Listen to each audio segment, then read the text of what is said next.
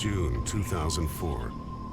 A lone park ranger in a remote part of Grand Canyon National Park awakens to eerie sounds. She looked outside her tent, and 12 to 15 people were walking up the trail, having mundane conversations. Women with skirts down to the knees, men in suits and ties. They seemed to be dressed in 1950s clothes. She grabbed her coat with one hand and her pistol with the other.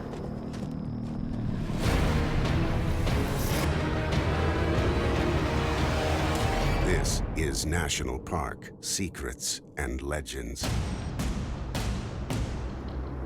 In the desolate southwestern United States, a great divide, the Grand Canyon. This otherworldly crevice cuts over a mile deep into the Arizona desert. In the course of 300 miles, nearly the entire geological history of the Earth stands on display. Some believe that behind this breathtaking natural wonder lies strange, inexplicable power that can lead to disaster and death. 1956, two planes take off from Los Angeles Airport 3 minutes apart. One is bound for Chicago, the other for Kansas City, and their flight plans put them in separate airspace. 90 minutes later, the two aircraft, who should be miles apart, somehow collide. Why they collide is a total mystery. 128 passengers and crew of two airliners collided. It was the worst commercial air disaster in history. So people were shocked that two planes would meet together at the same time here at the Grand Canyon. That's a big piece of remote sky back there behind us. To this day, wreckage and debris still litter the site. The park rangers now call this place Crash Canyon. The body recovery operation was a nightmare. They hired a specialized Swiss team of climbers to climb up to try to recover some of the remains. They were not able to get all of the bodies out of the canyon. The crash was so violent, 33 bodies are never recovered. Their remains scattered in the canyon walls. It was the worst airliner disaster that had occurred in history at the time. There are people who feel that Crash Canyon is haunted by the people who died there in that 1956 tragedy. The location of the crash is exactly where a park ranger sees mysterious figures. One of the most remote places in the Grand Canyon. She saw 15 people wearing street clothes, women with skirts down to the knees, men in suits and ties, and they were walking up the trail. Behind them, 6 Native Americans followed and were speaking a language that KJ didn't understand. The figures the park ranger claims she saw are being led by Native Americans towards a place called the Confluence, where the Little Colorado flows into the Colorado River, which carved the Grand Canyon. I've hiked down to the Confluence. It's a very treacherous hike. It took me 2 days. It's a beautiful area, very special area, but I'm superstitious of some of the things that you find up the canyon. The Confluence has been a sacred place for the Hopi and other Native American tribes for thousands of years. For the indigenous peoples, it's one of their holiest sites. We have to have respect for it. We sort of like going to the Vatican, for example, like going to the Wailing Wall for other people. For natives and non-natives alike, the Confluence has a strange magnetic attraction. Many are inexplicably drawn to it, as if by a strange, unseen power coming from where the two rivers mix. When you're in that area of the Grand Canyon, it's a vertical drop of thousands of feet. You think you're at the edge of the world, and that this is going down into some magical place of the gods. It's sort of like going to a place of worship. We go there for spirituality and especially guidance. The canyon walls at the Confluence are a sheer drop, almost a mile down, revealing billions of years of the Earth's history. Even if a climber can reach the bottom, survival is all but impossible in the desert heat. Dozens have died trying. Despite the risk, many people have been compelled to explore the mysterious area near the confluence. In 1909, the Phoenix Gazette publishes an article on an explosive discovery not far from the confluence where the two planes went down. It talked about a gentleman named G.E. Kincaid who claimed he had been coming down the Colorado River prospecting. He was a part-time worker for the Smithsonian, so he always had his eye open for stories that the Smithsonian would be interested in. 1,500 feet above the river, he sees odd stains on the canyon wall. He parked his boat on the south side of the Colorado River and started to make his way up the cliff face. It's very difficult terrain, and the closer he got, the more dangerous it became. Kincaid barely manages to complete the climb, but then he claims he makes a shocking discovery, one that can rewrite the history of the Western world.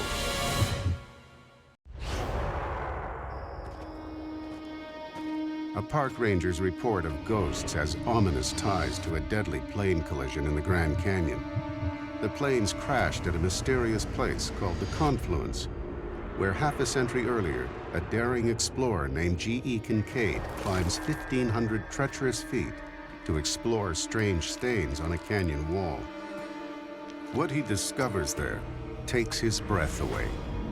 A strange cavern that doesn't appear to be a natural structure. Inside, Kincaid notices chisel marks on the wall, confirming that the cave must be man-made. The first thing he saw was a long passageway that obviously was manufactured. There are tons of natural caves in Grand Canyon, but this was not one of them, according to Kincaid. As Kincaid ventures further inside, he is shocked by what he sees. He comes across many more passageways that seem to be heading in all directions. This is a plan of the cavern reconstructed from Kincaid's account. At the end of the tunnel is a huge hub with other tunnels spiraling out from it. Essentially what he found was what could be the back door for a large underground city complex that he described as being immense, that could have held, in his estimation, up to 50,000 people. At the end of a long corridor hundreds of feet inside, Kincaid is amazed when he finds a room full of priceless objects. In this cave, he found copper swords, cups, warriors' weapons. In one room, he found a statue of a Buddha, there in the Grand Canyon. Kincaid not only finds objects that appear to be from the Orient, he also discovers artifacts that seem to be ancient Egyptian. Could Egyptians have reached North America a distance of 10,000 miles, 3,000 years before Columbus? Further in, Kincaid discovers some mysterious markings that may provide a clue. Another pretty interesting to me feature that they discovered in there was a writing system. On closer inspection, Kincaid determines that the symbols appear to be hieroglyphics. Radical as it seems, some historians think it's possible that Egyptians may have sailed across the Atlantic. Egyptians might have reached Arizona by coming across the Atlantic, going up the Rio Grande River into southern Arizona, and then moving up north that way. This theory is not impossible.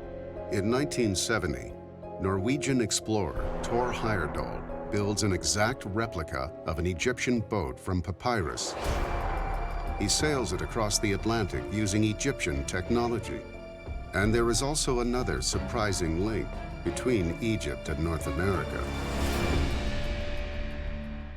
There are a number of words that both sound the same and have the same meanings in the Hopi language and the Egyptian language. For instance, the Hopi word Sohu means star, and the ancient Egyptian word Sahu means the stars of Orion. The Hopi word Tuat means mystical vision or illusion, and the ancient Egyptian word Tuat or Duat refers to the underworld, where you go after you die. The question is, what happened to the artifacts Kincaid claims he discovered? According to the Gazette, the Smithsonian Institution sent out an archaeologist whose name was Jordan. And Jordan and Kincaid then began exploring these caves. There are stories and rumors that an expedition was mounted after the discovery, and in one version, 109 truckloads of artifacts were actually removed with very great difficulty from the cavern system. According to reports, the contents of the cave are sent to Washington, but they mysteriously vanish from the historical record. To this day, the Smithsonian denies they have objects from a Grand Canyon cave. Essentially, this is the last we ever heard of the cave in the Grand Canyon. Over a century has passed, and no one else has found Kincaid's cave. Kincaid actually reached the cave from the Colorado River himself, climbing up. Today, this would be virtually impossible to go this way, simply because the Grand Canyon is so tightly controlled. Grand Canyon is extremely well monitored by the U.S. government, but there are some interesting areas that access is not allowed. Even in one spot, Haunted Canyon, where access is even forbidden to most park personnel. Are these restrictions coincidence or evidence of a cover-up in place for over a century? If the Kincaid Cave is a secret too great for public knowledge, there's another cavern that's even more shocking. Grand Canyon National Park is almost 2,000 square miles of wild beauty. Accusations of a government cover-up of a major archaeological find there suggest this natural wonder may also be supernatural. And the story of another young explorer named Hank Crastman provides even more evidence. Hank was a student at Northern Arizona University at that time, 1961. Apparently he had spent time with the Hopi Indians, quite a background with Indian folklore, and he had been given the name of someone that wanted to meet him by a Hopi elder of some kind, and the name was given Kopavi. Kopavi is Hopi and also a student at the university. He tells Crastman that he has been given permission from his elders to take him into a sacred area of the Grand Canyon. The reason why is a mystery. Kopavi and Hank started out, and Hank had no idea what Kopavi had in store for him. Kopavi said, "It's not permitted for you to see where we're going without the blindfold." As they were going up this trail, very steep, he was really quite terrified. It said it was like an eternity.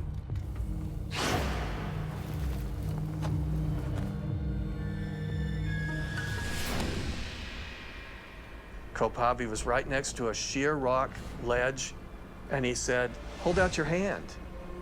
And Hank did so. To his surprise, his hand went right into the rock.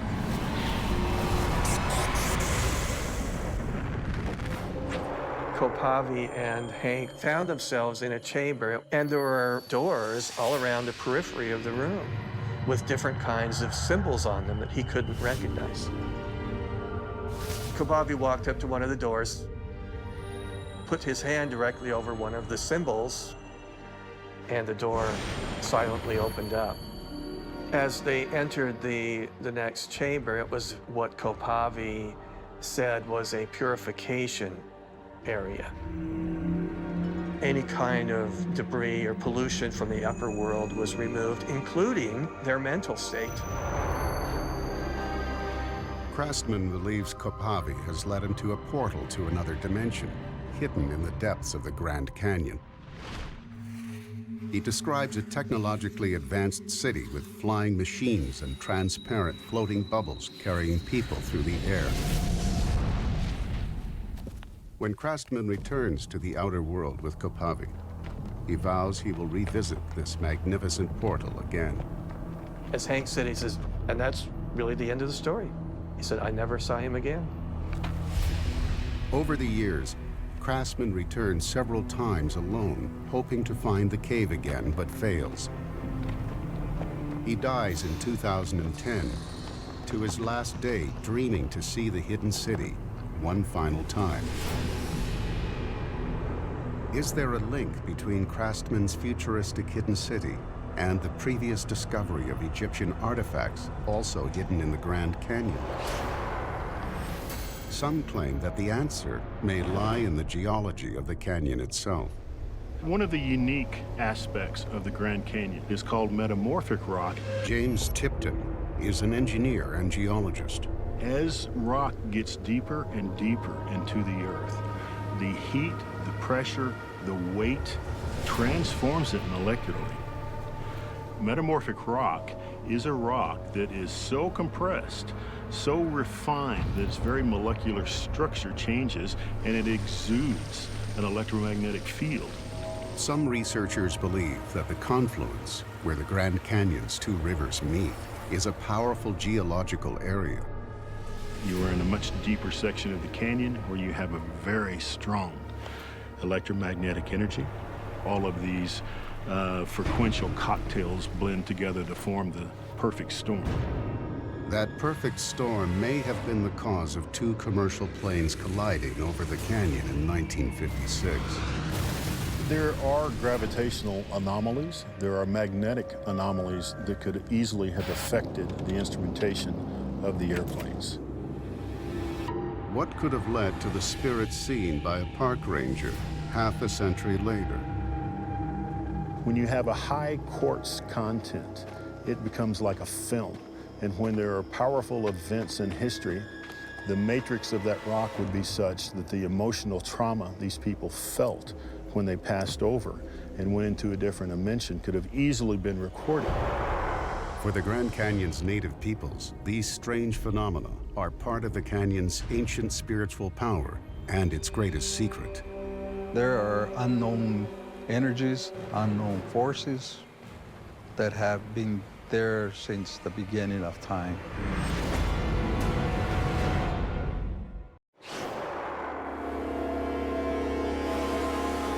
At the confluence of the Grand Canyon's two rivers, a park ranger claims to see spirits from a deadly air crash.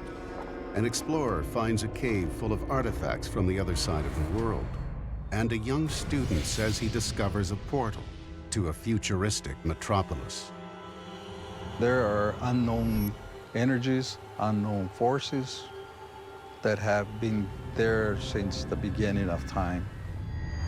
For the Pueblo people, who have lived here for more than 3,000 years, the confluence is also a sacred site with a rock formation they consider to be their birthplace.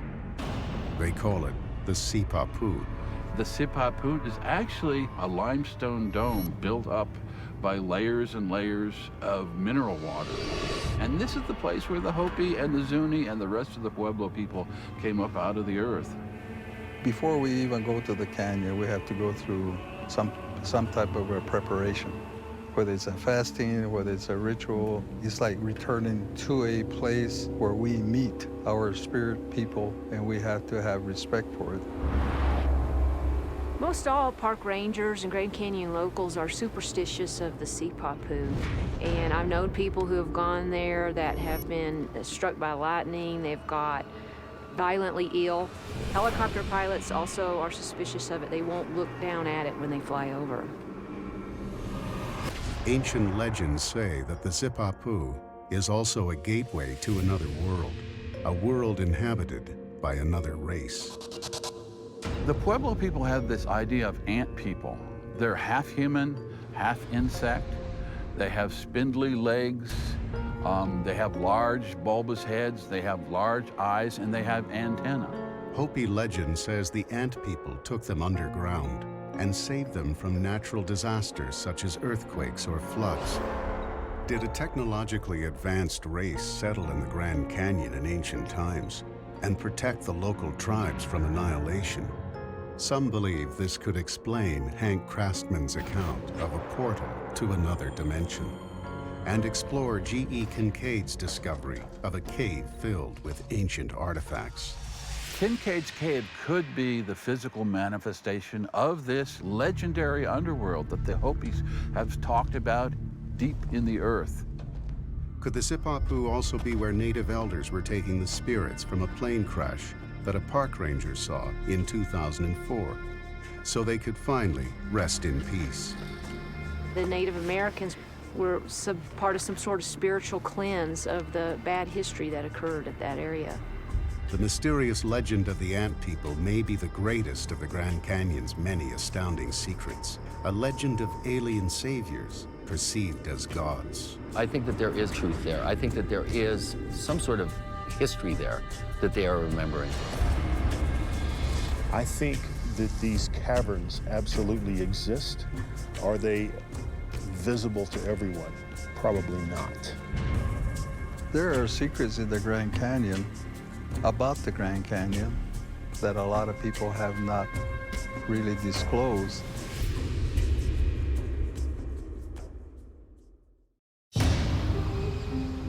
In 1973, Eastern Airlines Flight 318. A flight attendant is alone in the galley preparing meal service. Then she gets a terrifying shock. There was a face in the oven, and its lips were moving and wasn't making any noise. That was the beginning of how the ghost started to appear. It wasn't just any random ghost.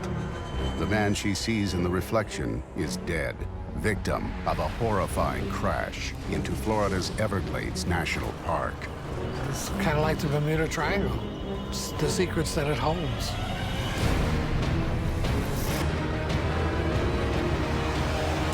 This is National Park, Secrets and Legends.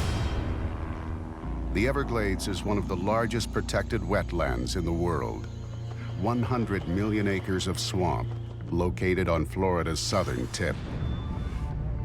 These serene waters seem peaceful above the surface, but danger and death lurk beneath. 1972, Eastern Airlines Flight 401 is on approach to Miami International Airport. At 11:32 p.m., the captain radios the tower, calmly reporting that a minor indicator light is not working. He requests to fly in a holding pattern over the Everglades. Then, something goes horribly wrong. Suddenly, the aircraft descends dangerously low. The plane slams into the dark swamps of the Everglades. 101 people are killed. 75 survivors face a living hell. James Dunn was a manager at Eastern Airlines, on duty the night of the crash. They were knee-deep in mud and water. And, people were still in their chairs, strapped in. Some of them upside down, they're drowned. The passengers that managed to free themselves are trapped, surrounded by alligators and poisonous snakes, with the risk of a deadly explosion at any moment. When the stewardess yelled out, "Don't anybody light a cigarette lighter," because there was fuel from the plane all over the ground, they would have just went up in a big ball of flame. The area of the Everglades is so remote, it takes over an hour for rescuers to reach the crash site. They were on their own until the first airboat that came in. When the airboat responders arrive, they find Captain Bob Loft critically injured. The impact was so great, for doing 200 miles an hour, the belt severed through his body.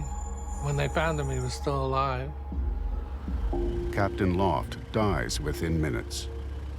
Second Officer Don Repo is also severely injured and dies later in the hospital. Weeks later, the cleanup of the wreckage begins. Salvage crews working in the swamp face a haunting presence. The people doing the cleanup heard moaning and groaning and people in distress, and yet there was nobody there. In the months to follow, even more harrowing events occur.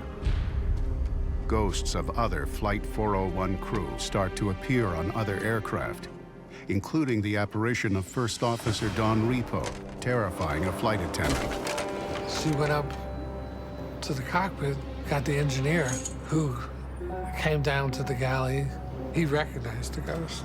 He recognized him as Don Repo. He disappeared, and he went back to the cockpit, and they put down at the closest airport and walked off the plane. The sightings quickly become a serious problem for the airline. One of my crews was on the phone, and they said, "They're not going to fly the plane." I said, "What? What do you mean you're not going to fly the plane?" The reason for the ghost sightings remains a total mystery. Eastern Airlines, dogged by 20 sightings in only a few months, is forced to launch an investigation. And what they discover is shocking. It seemed that spare parts from the 1011 were used in other aircraft. As a cost-saving measure, Eastern Airlines salvaged parts from the Flight 401 crash site in the Everglades. They started putting parts on the aircraft, you know, like cosmetic parts on the inside, from seats to ovens from the galleys, anything. Every single haunted plane reportedly had parts recovered from Flight 401. And as soon as we found that out, Easton decided to remove all of those parts. Remarkably, over time, the sightings on planes stop, but the hauntings don't end there. Highly unusual events continue in the Eastern Airlines warehouse, where the parts are now stored. This warehouse, there is no air conditioning. And if you walked where the parts were, you'd walk through an area of freezing cold, and you could smell Don Repo's cologne. People were afraid because they would hear noises, and some of them saw ghosts around the area. The link between spirits and objects is not new to the Everglades. The local Seminole Indians have an ancient ritual where the belongings of the deceased are thrown into the murky waters. These pieces are said to contain the souls of the departed. If the pieces are retrieved, it is believed that spirits will haunt the living. It seems like maybe their spirits got trapped in the pieces of the aircraft. Who can explain it? Is this a possible explanation for why the spirits of the dead crew haunted other aircraft? There's no rational explanation why something that you hold in your hand might contain the spirit of the person that was sitting in that aircraft. There are other much older events that speak to Everglades National Park's dark power. 1910. Some kids fishing on one of the park's many remote alligator-infested rivers make a grisly discovery. Everglades National Park is a sprawling swamp in the south of Florida, and some believe it is a place of unseen dark power. In the 1940s, a woman living on a wealthy plantation in the Everglades sets it on fire, claiming it's haunted. What are these spirits, and what draws them to the park? The story begins over 3 decades earlier. 1910, a group is fishing in one of the Everglades' remote rivers. Suddenly, they make a gruesome discovery. It's the disemboweled body of a woman. The corpse clearly indicates she was murdered, but in the Everglades, finding out who killed her is a difficult challenge. Lynn McMillan owns the trading post that her grandparents opened in 1906. A lot of the people that came to this area were running from the law. You know, all they wanted to do was be left alone. With so many outlaws, suspects are too numerous to count. Locals identify the mangled body. The victim is an employee of a wealthy sugarcane plantation owner named Edgar Watson. The Everglades residents are furious. They demand justice. People tended to mind their own business down here, and until that happened, they didn't care what happened down there. But whenever you start killing locals, that's whenever they decided they had to put a stop to it. There are no clues. The only real link is Watson, who has a solid reputation with the other residents of the Everglades. He came here to the store to trade because this was the only place to get any supplies that you would need out here in the middle of nowhere. He had a lot of friends that were here on the island. Despite his popularity, people sometimes notice that Watson has a dark side. My grandmother said that when he came, he always had a dark overcoat. He always kept his back to the wall. And he told her one time that he didn't go looking for trouble, but whenever it found him, he took care of it. Days after the discovery, a posse of locals decide to pay Watson a visit. Watson lives on a plantation located on a remote island. It's a long, dark voyage through the deadly swamp. Yes? Ma'am, we're looking for Edgar Watson. I'm sorry, he's not here. When they arrive, Watson and his family are not home. They walk around his sprawling property and notice several areas where the ground has been disturbed. Curious, the men begin to dig. Look at this, sir. Look what we found. Human remains of dozens of bodies are found throughout Watson's 35-acre property. There was quite a few bodies. I've heard that there's as many as 40. When confronted by the sheriff, Watson denies being the murderer, but says he knows who the killer is. They said that Leslie Cox the credit for doing it, and that was his foreman.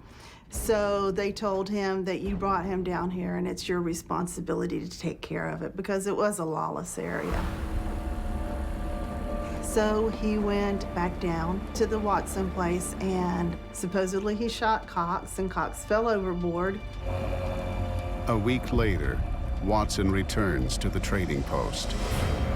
He had the first motorboat in the area, and so you could hear it popping. So it gave the islanders a warning that he was coming. So they met here on the dock and waited for him. I need to talk to you about a man named Cox. He told them that he got rid of the problem, that he shot Cox, but he didn't have any proof, and they weren't happy with that. And so they questioned his integrity, and he didn't take that, lightly. So he pulled his gun.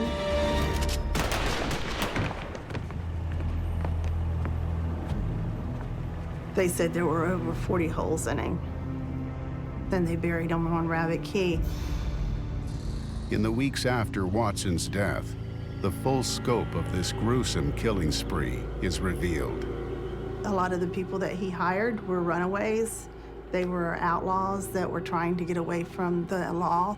Over the years, it's alleged Watson killed dozens of his workers, hiring vagrants that no one notices when they go missing.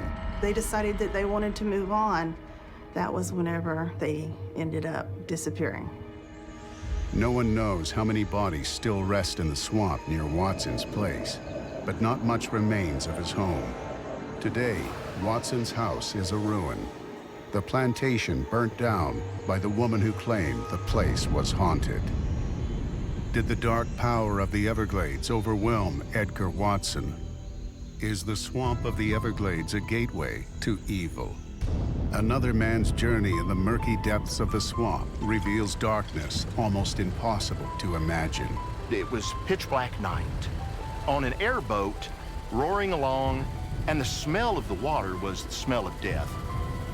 He said, "I can think of no better place to meet the devil than here."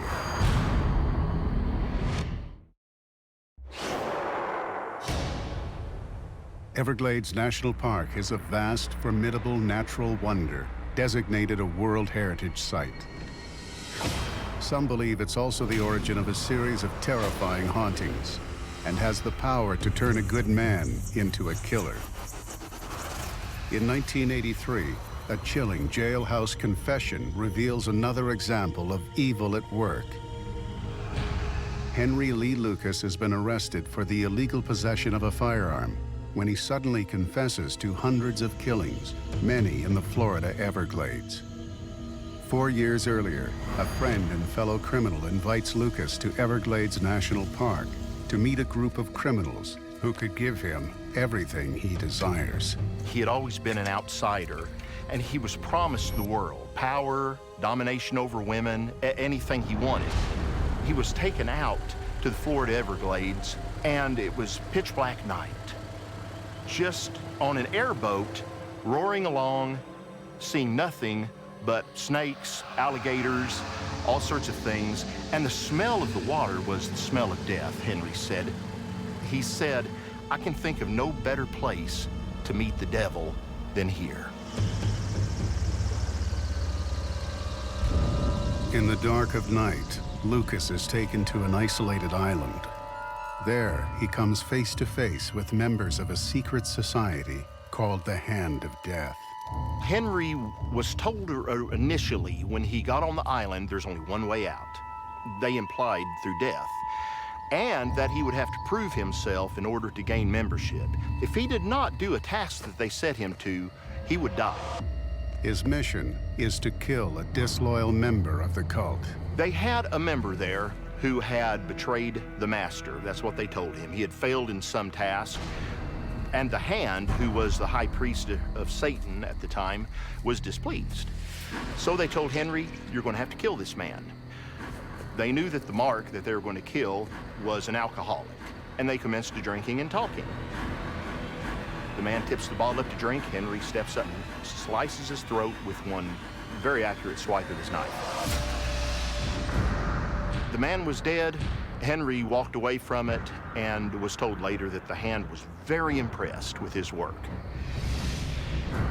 The Hand of Death was like a graduate school, an academy for maniacs, for murderers. It was bankrolled and financed by very wealthy millionaires who protected and shielded the group. They wanted to further Satan's kingdom on earth. Next, it's claimed Lucas is shown a secret ceremony, hidden deep in the Everglades, haunting darkness. It was on that night that Henry Lee witnessed his first black mass. The gentleman he had killed earlier in the day was brought forward by 8 robed members of the Hand, and he was laid on an altar. So they just went ahead and harvested his heart, dismembered him, and they distributed strips of his flesh to all the members there to consume. It all culminated into a blood orgy. Lucas becomes a loyal and proud member of the Hand of Death. Over the next 2 years, he confesses to killing 108 people. They took the raw material that was Henry Lee Lucas, and they fine-tuned him, and they turned him into a well-oiled killing machine. After that, he could kill with impunity, with no conscience whatsoever. To his dying day, Lucas declares that Everglades National Park is a place of pure evil. What makes the Everglades such a hub of depravity? Are the events that happen there coincidence, or are they somehow related? There's a malevolence there. These things are not just happening. Evil is not just arising from human wrong and human failure, but it has a personality behind it. What dark personality could be hiding in the Everglades? The Florida Everglades is a place of darkness, which may have turned one man into a serial killer, drawn another into a satanic cult, and led to a series of hauntings after a violent plane crash. But what could ghosts of a dead air crew have to do with serial killers being drawn to the Everglades? Russ Walden is a pastor who watches for signs of evil in North America. These are seemingly random events that are connected not by causality, but by meaning. These things are not just happening from human wrong and human failure. There's a malevolence and a personality behind it. But could this personality possibly be? The answer may lie in a lethal invader in the Everglades' dark waters. The biggest noticeable thing are fewer mammals that we see in the Everglades now. Raccoons, opossums, armadillos, foxes, bobcats, all sorts of stuff. The mammals have been disappearing at an alarming rate, and for years it was unknown why.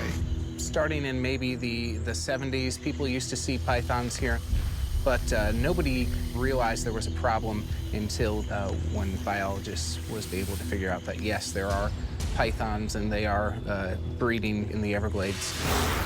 Pythons are not native to North America, but tens of thousands of them are now killing every mammal in sight. The state of Florida has tried to remove the pythons from the Everglades, but inexplicably it has failed. Surely they expected to eliminate more than 70 pythons out of an estimated 98,000. What is God saying to us? Why wouldn't he allow the state of Florida and all the hunters that went in to get a handle on it, because it's something that needs to be dealt with?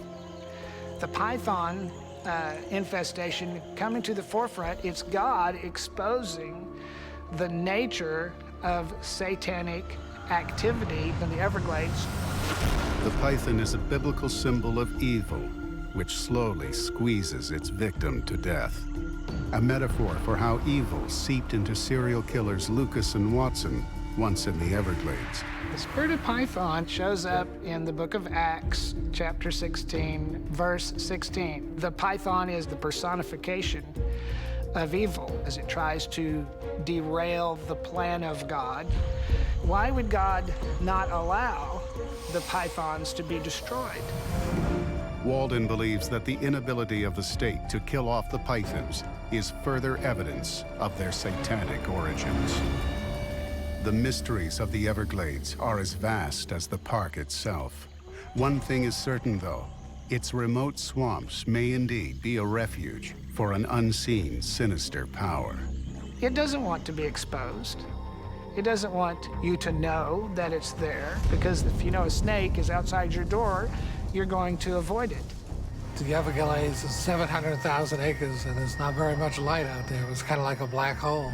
People were swallowed up by the swamp. In the Everglades, no one can hear you scream.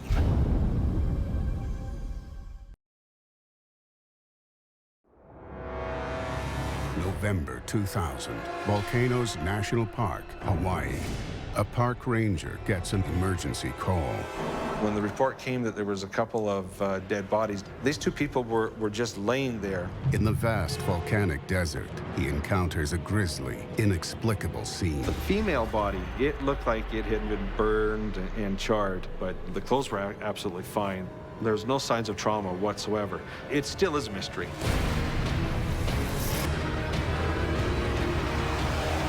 This is National Park, Secrets and Legends.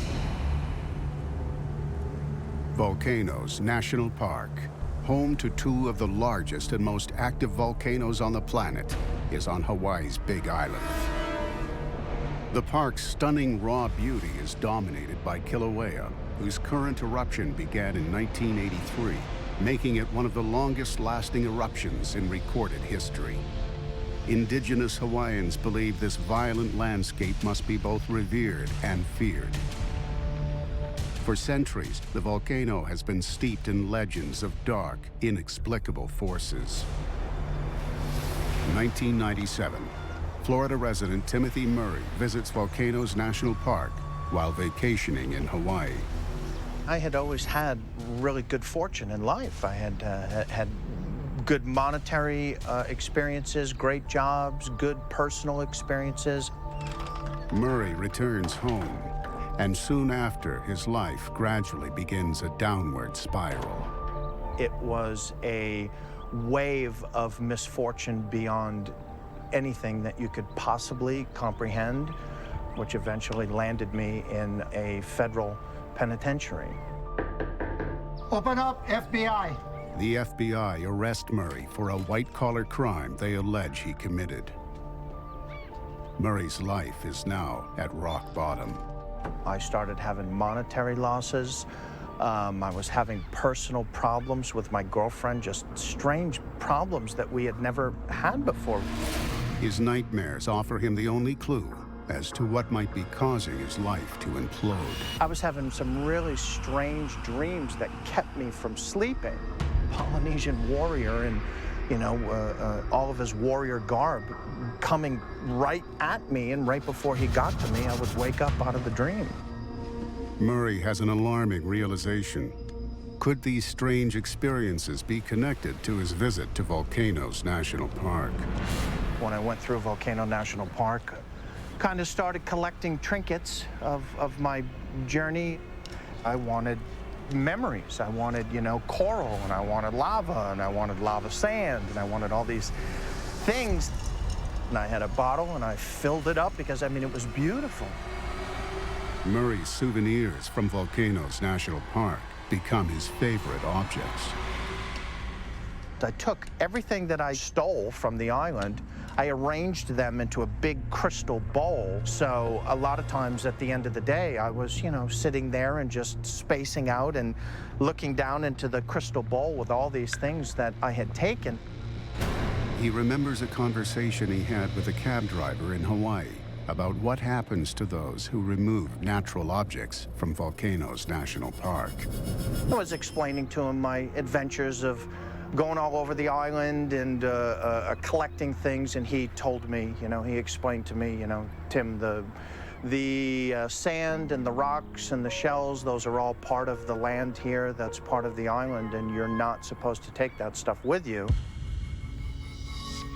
At the time, Murray laughed it off, but now he wonders whether his collection has somehow cursed him. And put all of the rock and sand and shells and boxed everything up. And then the next day I went down to the post office and sent it back. You know, I know it may sound a little bizarre and it might have just been a placebo effect or whatever, but boy, from that night forward, things started to get a little bit better. Murray's life quickly turns around. Could the rocks and sand that he took from the park actually be the cause of his ill fortune? Timothy Beckley is a researcher who has studied the phenomena at Volcanoes National Park. According to the rangers there and the station, they get hundreds of letters and hundreds of pieces of minerals that are sent back. So it would seem that it's more than just a superstition. It's bizarre, it's strange, it's hard to believe, but yes, it certainly does seem to have some basis in reality. Some believe Volcanoes National Park casts an even more sinister shadow than the curse on Tim Murray, that there are other, even deadlier forces lurking in the park. In November 2000, Park Ranger Travis Heggie is on patrol when he gets a call from headquarters. They were hiking out close to the ocean entry, and they had been there when the report came that there was a couple of dead bodies. These two people were just laying there. The corpses are in an accessible area, an easy walk across open terrain. Whatever killed them was sudden and unexpected. The female body, it looked like it had been burned and charred. They had been dead for about 48 hours, but she looked like she'd been dead for a good couple of weeks. The skin was very, very, very, very burnt. I don't know how else to describe it to you, but it was at a very burnt stage. But there's a mystery. Despite one hiker's scorched skin, her clothes are in perfect condition. The clothes were absolutely fine. They hadn't burnt through or anything, which if it had been an active lava flow, it would have burned the clothes. Heggie can find no explanation for these strange deaths. There was no signs of any tephra or large rocks hitting into the head. There's no signs of trauma whatsoever. It still is a mystery. Some believe the answer to the mystery is centuries old, a malevolent power that lies hidden in Volcanoes National Park. This is a sacrificial rock. Thousands of people were sacrificed on this rock. Volcanoes National Park on Hawaii's Big Island is home to one of the largest and one of the most active volcanoes on the planet. Some believe this violent landscape may harbor hidden power that may have sent a tourist life into a downward spiral and mysteriously killed 2 hikers. Some seek a scientific explanation for their strange deaths, looking to the park's geology for clues. We're right on top of what we call in geology a hot spot, basically meaning that lava or magma is coming straight up from down to the mantle of the earth, straight up in a line up onto the surface. The lava flows here in the park are flowing on the surface. They're a good 2,000 degrees. Celsius or Fahrenheit, doesn't matter. That's a very strong, burning lava flow. For centuries, the immense power of the volcano instilled such terror in native Hawaiians that they turned to desperate, deadly rituals. This is a sacrificial rock. Thousands of people were sacrificed on this rock. Stuart Waterhouse is a local researcher who studies early Hawaiian religion. You can just imagine the power that this rock holds, absorbing the energy from maybe as many as 40,000 sacrifices or much more. You see the depression from the sacrificial victims. Sacrificial rocks like this one could have had several hundred sacrifices, maybe even 1,000 sacrifices per year. Sometimes the sacrifices were so many that the fires as part of the service could be seen from outer islands.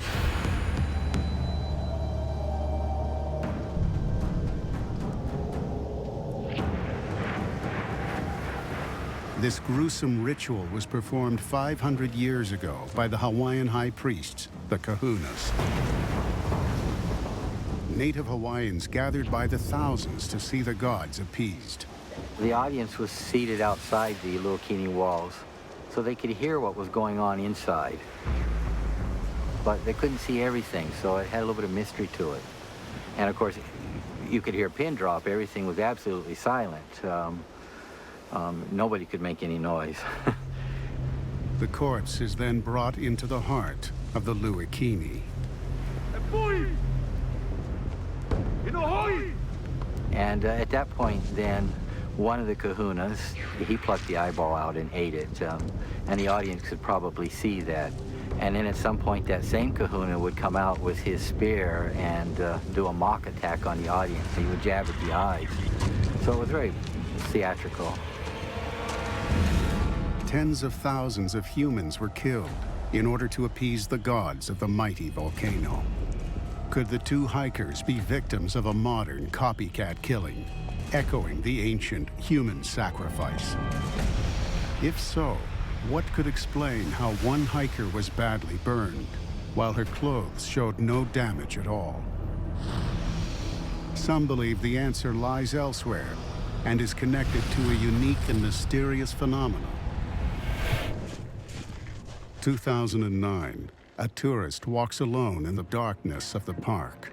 I walked out at night to see if I could see some owls. I heard that there was owls out there. Walked out about a mile into the cinder land and just sat there, soaking up the night. About 100 yards away, something, fireball, ran out. It was like if somebody was carrying a torch and was running off into the cinder. And the cinder is very, very sharp, so nobody in their right mind would be dashing off. Welgo senses this glowing object has a purpose and possibly intelligence. I heard a voice that said, "What's that?" I feel like maybe we both saw each other at the same time, me and this thing. I don't really know what it was, but I know that it was alive, it was there, it was real, it was existing, and had full consciousness. Welgo's story is one of hundreds of reports of strange lights in Volcanoes National Park.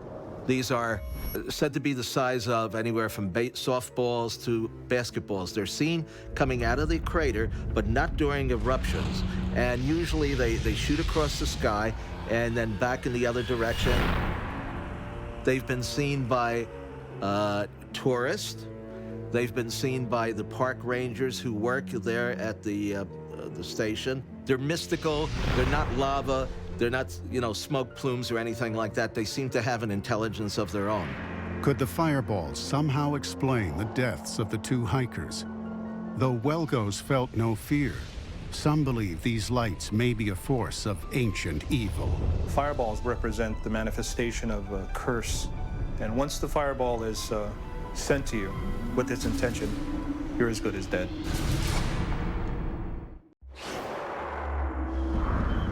Hawaii's Volcanoes National Park is a place of intense natural energy, with two active volcanoes that could erupt at any moment. Some believe there are other forces at work in the park that defy rational explanation. Mysterious fireballs have been sighted for decades. While many encounters are harmless, Some believe the fireballs may have a darker intent. Ana is the sorcery, and that was actually outlawed by the mainstream Hawaiian religion. Those kahunas that practice ana would be put to death. It was an underground type practice that did this. It wasn't widely accepted. It was illegal. Ana sometimes includes curses in the form of fireballs, similar to the ones seen by hundreds of observers for decades. One way of creating the spirit to go and do the kahuna's bidding would be to strike the wooden god, and it was a sorcery god, and by hurting the god, you force the god to do your bidding and to send his spirit to go bite the throat of your enemy. Once this ceremony took place and the spirit was sent on its way, it had to have its victim. The person that was being prayed to death would die. Did a fireball put a curse on 2 hikers, leading to their mysterious deaths? Many Native Hawaiians believe these types of curses are possible.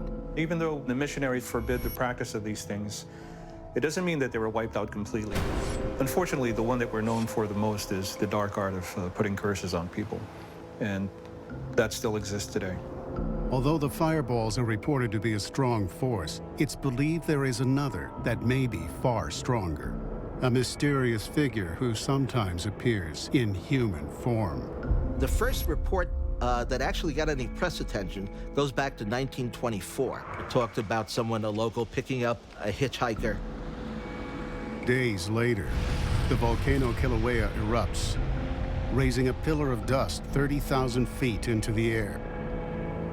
A boulder weighing 8 tons is found half a mile away. Some believe that the 1924 explosion is linked to the hitchhiker, who is believed to appear before every eruption. She's called Pele, the goddess of the volcano. Madame Pele plays an importance to the Hawaiian people simply because she is the creator of the islands, and she is the one who gave life. She stoked the fires to create the volcanoes. And many times when that volcano is erupting, the old Hawaiians say that you can actually see her dancing. Many Native Hawaiians claim to have had face-to-face encounters with Pele. In 2005, Lopaka Kapanui leaves home to run an errand. I was heading out to a local drive-thru, and when I got to my car, I noticed on the other side was a Hawaiian girl. She said she wanted to be taken to a bakery on the north end of the island. And so I said, well, listen, I'm heading down to the street here to a drive-thru. I can take you and drop you off if you want. And when I sort of glanced to the backseat of my car, I noticed that there was a leftover plate of food. I reached into the car, grabbed it, and when I stood back up to offer it to her, she vanished. She was completely gone. The thing about that is where the car was parked, it's a wide open area, and there was no way that she could have walked in either direction without me seeing her leave. A second later, a car whizzes right past me, and I sort of glanced this way, and there's a head-on accident. The car had come from a side street and just hit it. And at that point, I realized that that was supposed to be me in that car, in that accident.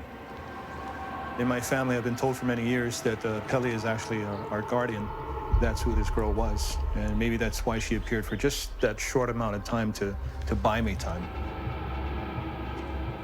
Some believe Pele is not only a guardian, keeping people from harm, but also the volcano's protector against anyone who disturbs nature's balance. This is great that we have all these tourists, maybe 2,000 tourists on a busy day coming down to see the lava flows, but they're also going over these old lands where the Hawaiian people lived. I don't think Pele wants this. I honestly believe that Pele is at the point where she's not really being revered in the way she would like to be revered. Could Pele's power explain why Tim Murray's life went into a downward spiral? By taking sand and lava from the park, did he anger the goddess of the volcano? The only way to kind of describe it is almost a paranormal feel. You would be doing something, just going about your day, and your hair would start to stand up on your arms, and you'd start seeing things. You know, your heart would start beating really fast, and it was a very strange experience. Hawaii's Volcanoes National Park is a vast volcanic desert and home to two of the most dangerous volcanoes on Earth. Many believe the park's famous Mount Kilauea is protected by an ancient goddess, Pele, who unleashes her anger when humans disrupt the area's natural balance. The way that the Hawaiians and the Polynesians, they look at Madame Pele as the guardian of the land, as the mother of the earth. In 1997, vacationer Tim Murray's life went into a downward spiral after he removed lava and sand from the park. His luck only turned around when he sent the objects back, along with a written apology to Pele. The earth is her children, and when you take her children away from her, she will use what is at her disposal to go get her children back and have her children returned back to the land. I believe that Madame Pele thinks and knows that if you're respectful, then there shouldn't be any trouble or any problem at all. She's not a bad person. Really, all it's about is respect and asking permission. With a vengeful goddess, mysterious fireballs, and black magic all at work, what is it about Volcanoes National Park that attracts these strange forces? Some believe it's because of the park's location and the location of Hawaii itself. Hawaii exists on an international grid or ley line that intersects the main island as well as the Great Pyramid and Stonehenge. Ley lines are invisible connections between natural landmarks and man-made monuments all over the world. Beckley believes the park is one of those mystical places, and the ley lines are the secret behind the forces at work there. There's also some speculation that Hawaii is like a giant pyramid itself. It starts at the bottom of the ocean, of course, and then it goes to the top of the volcano. And so there's something there that attracts all that energy. It's a portal or a gateway or a vortex to somewhere else. Volcanoes National Park may be one of the world's most violent landscapes, but it's also one of its most mysterious, with unseen energies radiating from its volcanic core. Unique natural forces give this place a special power, one that will always demand respect. The energy of Hawaii seems to attract the fireballs, the Madame Pele manifestation, other weird paranormal phenomena that can't be explained. It seems to be one of the locations where there is a very high percentage of these manifestations taking place.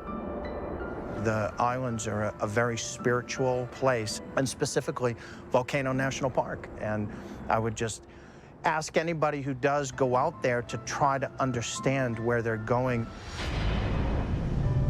I would tell you that I personally feel that whatever veil we have here between this world and the next world seems to be extra thin here in Volcanoes National Park.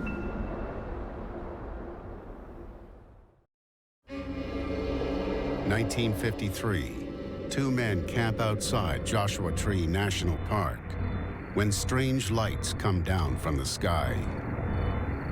I couldn't get up. They had me frozen. I tried because I knew something was going on. One of the men disappears for 25 minutes. When he returns, he claims to have had an alien encounter. They had implanted in his mind a design for a building, almost like a time machine, where people would walk through it and the cells of their body would be rejuvenated.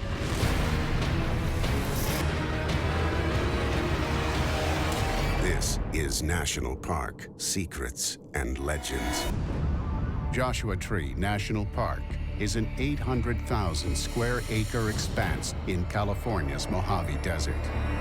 Here, temperatures soar to over 100 degrees, and there's only 5 inches of rain each year. In Joshua Tree, all life hangs in a precarious balance. But some believe that despite the harsh terrain, the park contains mysterious forces, and that a strange and powerful creature roams in the desert landscape. February 1971, at an Air Force base near the perimeter of Joshua Tree National Park, a Marine guard is attacked by a terrifying, gigantic monster. It came running at him at ferocious speed, knocked him to the ground. He went unconscious, and when he came to, the weapon that he was carrying with him was twisted and bent all out of shape. That same day on a residential road at the edge of the park, people awakened to the sounds of dogs barking.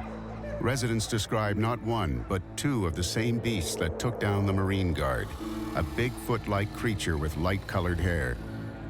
Locals call him Yucca Man, and he is a regular, terrifying sight. They've seen this thing outside of their homes, looking into their windows. One woman said that she could hear him every once in a while pounding on the back of her air conditioner. She would go out the next day and she said underneath the air conditioner, there was a giant footprint. Yucca Man has been described as being between 7.5 and 8 feet tall, covered with hair, usually tan or white. He has tremendous power. I understand in one case he actually even shook a car and almost lifted it off the roadway. Locals living near Joshua Tree National Park have sighted Yucca Man many times, spanning several decades. It's a pretty well-known established fact to people who live there to not go out at night because these things may attack you. Joshua Tree National Park sprawls over 1,200 square miles of southeastern California. But the place where Yucca Man appears is a tiny area that has long been a hub for unusual phenomena.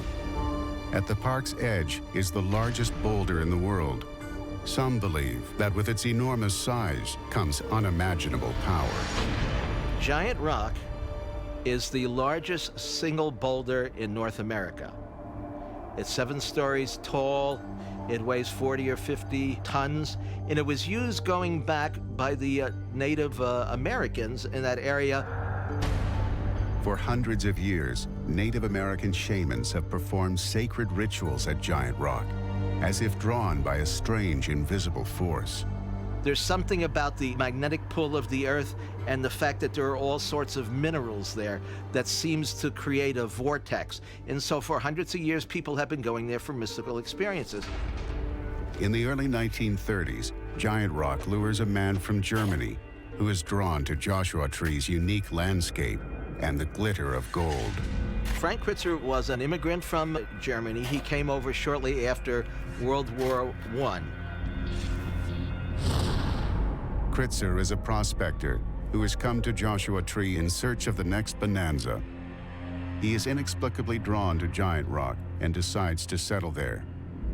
Over the next few years, he excavates a small room beneath the rock, making it his permanent home. But with the outbreak of World War II, this reclusive German comes under scrutiny. Because of the fact that he had a giant antenna on top of Giant Rock that went up into the heavens, some of the neighbors thought that there was something suspicious about Frank. Perhaps he had some sympathies still to Germany and to Hitler. So they called the police and a couple of deputies showed up to interview him. He refuses to let them into his subterranean home. And after a brief standoff, the sheriffs take action.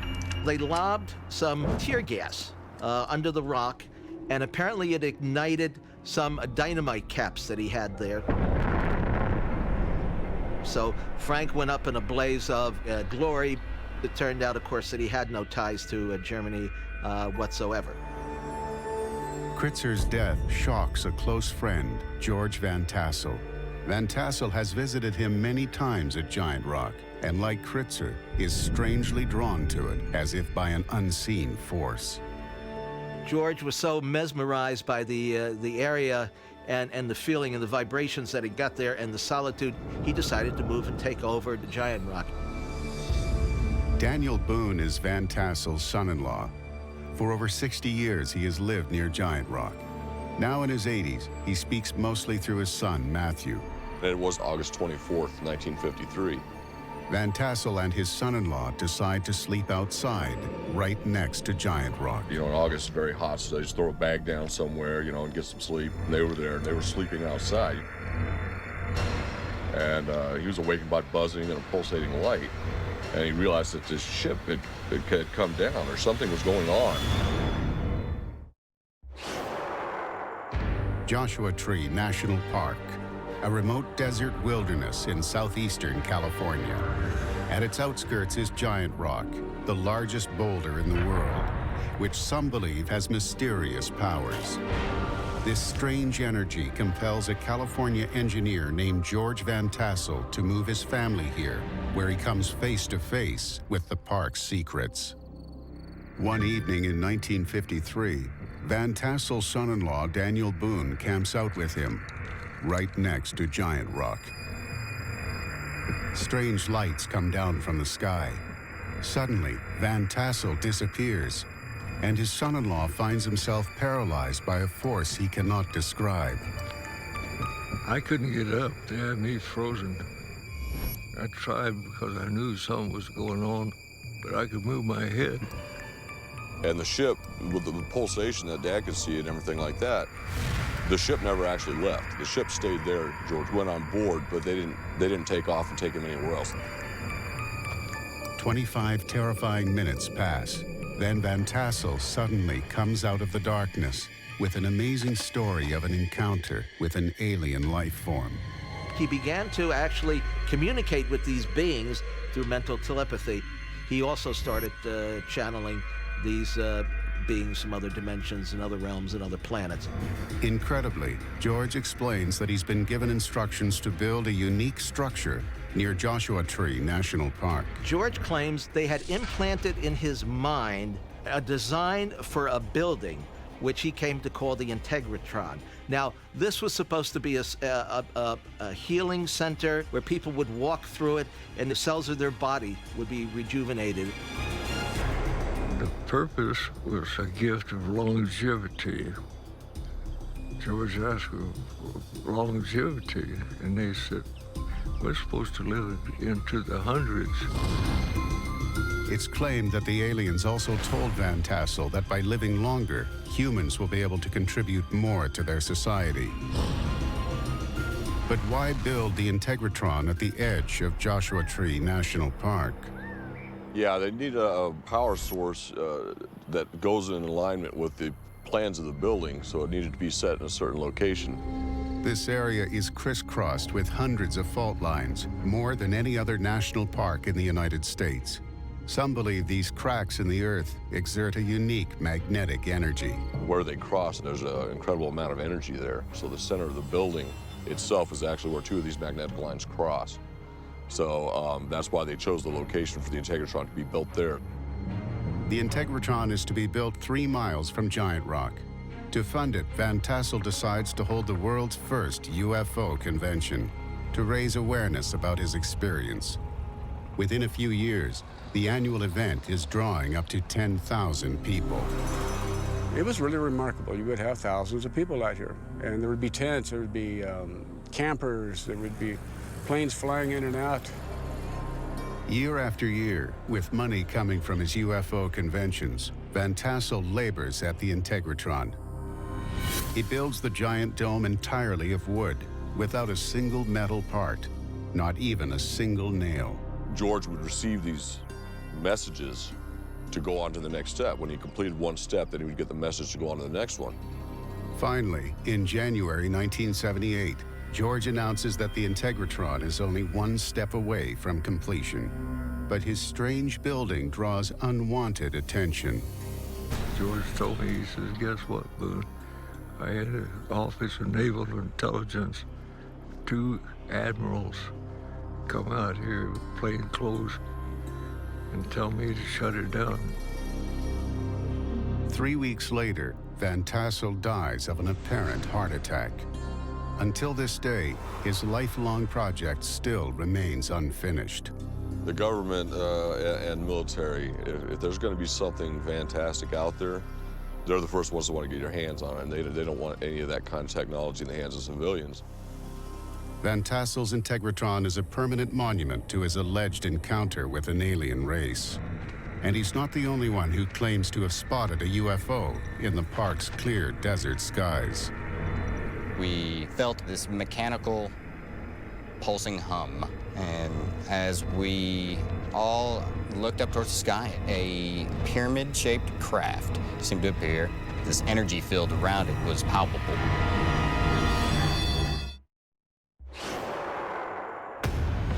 Joshua Tree National Park is over 1,200 square miles of fragile wilderness.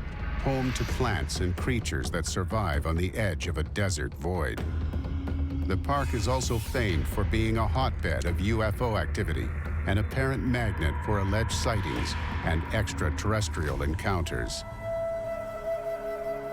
July 8, 1986. Just outside Joshua Tree National Park in California's Mojave Desert, a family is awakened in the dead of night. I remember waking up, and it was very dark in the house, and listening to the sounds of the pictures and other items on the wall as they vibrated around. I could hear my mom screaming, "Earthquake!" and everyone out. And it felt like someone was heading towards us. The earthquake, it was a solid 6.1, which is a decent-sized earthquake. So my mom decided that we were going to stay outside and wait it out. As Zane and his parents adjust to the complete darkness, they see something unusual in the clear sky above the park. I personally began to notice very unique lights in the sky. I would say these two lights, and they would fly at each other and they would swirl around each other, and then they would instantly zip back and return to position. And they would do this over and over again. The lights draw closer. Then, Zane and his family hear a low humming sound until a strange flying machine is directly above them.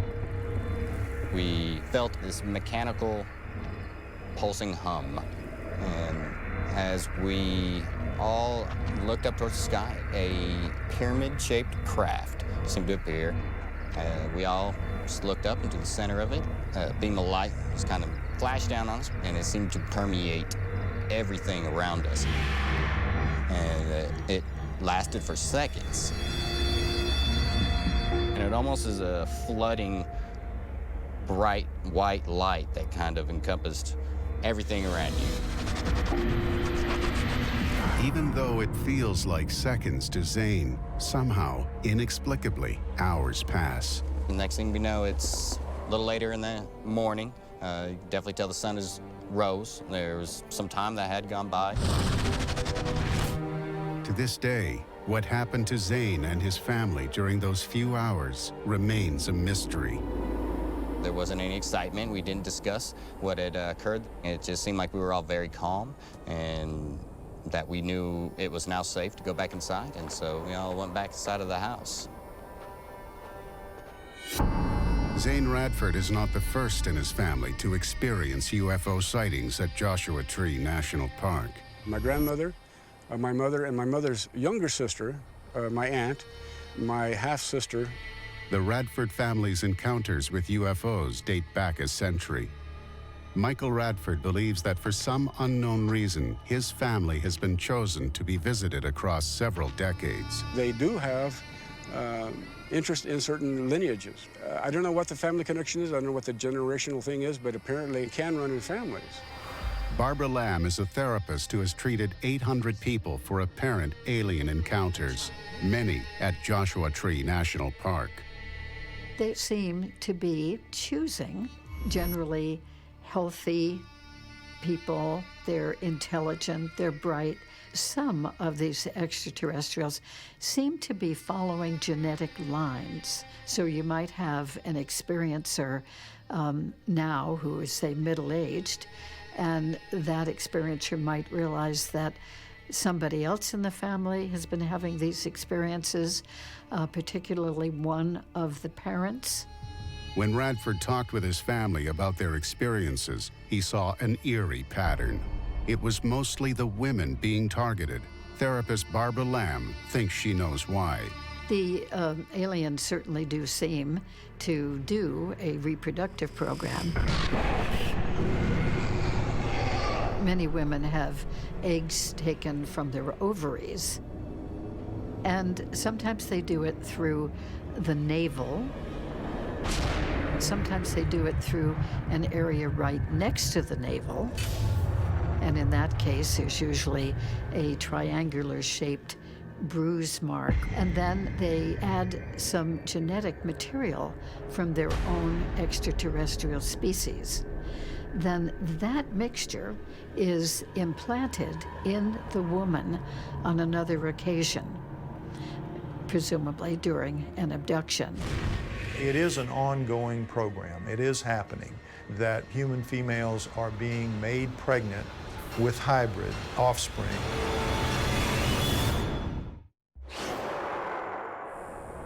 Joshua Tree National Park in southeastern California is home to a mysterious Bigfoot-like figure called Yucca Man, and also to UFO sightings and alien abductions that defy conventional belief. What is happening at the park that seems to make it a magnet for strange creatures and extraterrestrial activity? Some believe the answer lies in the area's geology. There are so many minerals in the earth down around Joshua Tree, gold and silver and all other kinds of rare minerals that can be found throughout the area. There's a belief that this is actually what is drawing these craft down to this location. Evidence of these alien visits may be found in Sumerian tablets dated to 3000 BC and discovered in Iraq in 1850.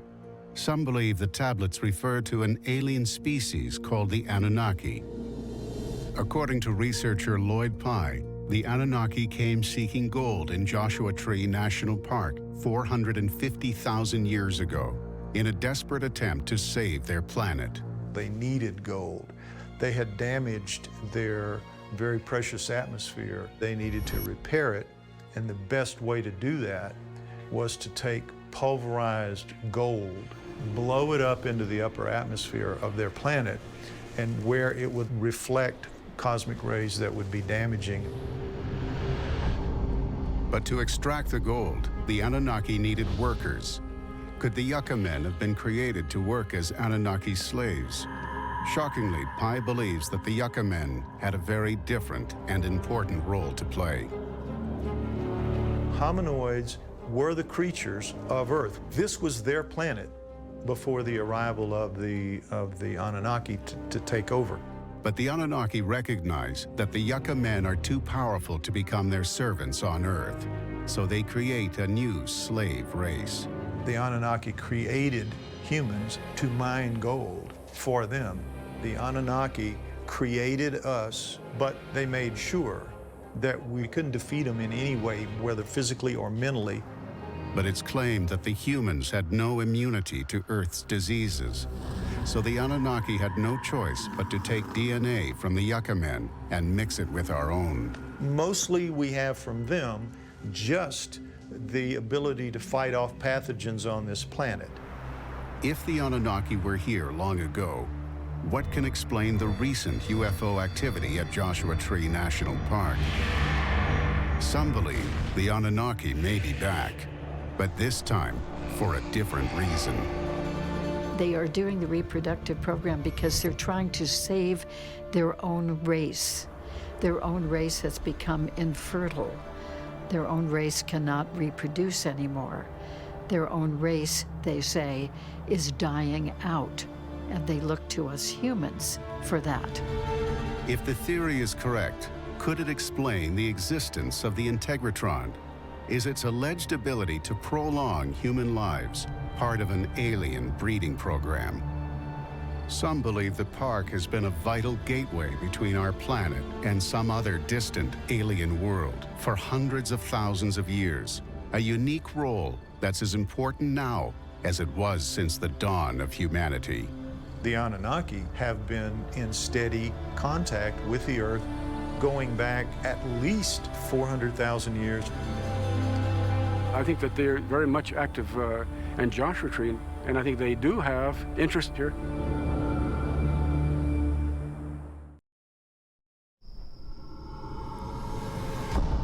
Just outside Montana's Glacier National Park, at the height of the Cold War, Missile Launch Officer Captain Robert Salas is in charge of 10 nuclear weapons. In the dead of night, he receives an alarming phone call from a guard. Well, you can hear the fear in his voice. And he's saying, "Sir, I'm looking out the front window, and there's a glowing object just hovering there." It felt like we were under siege.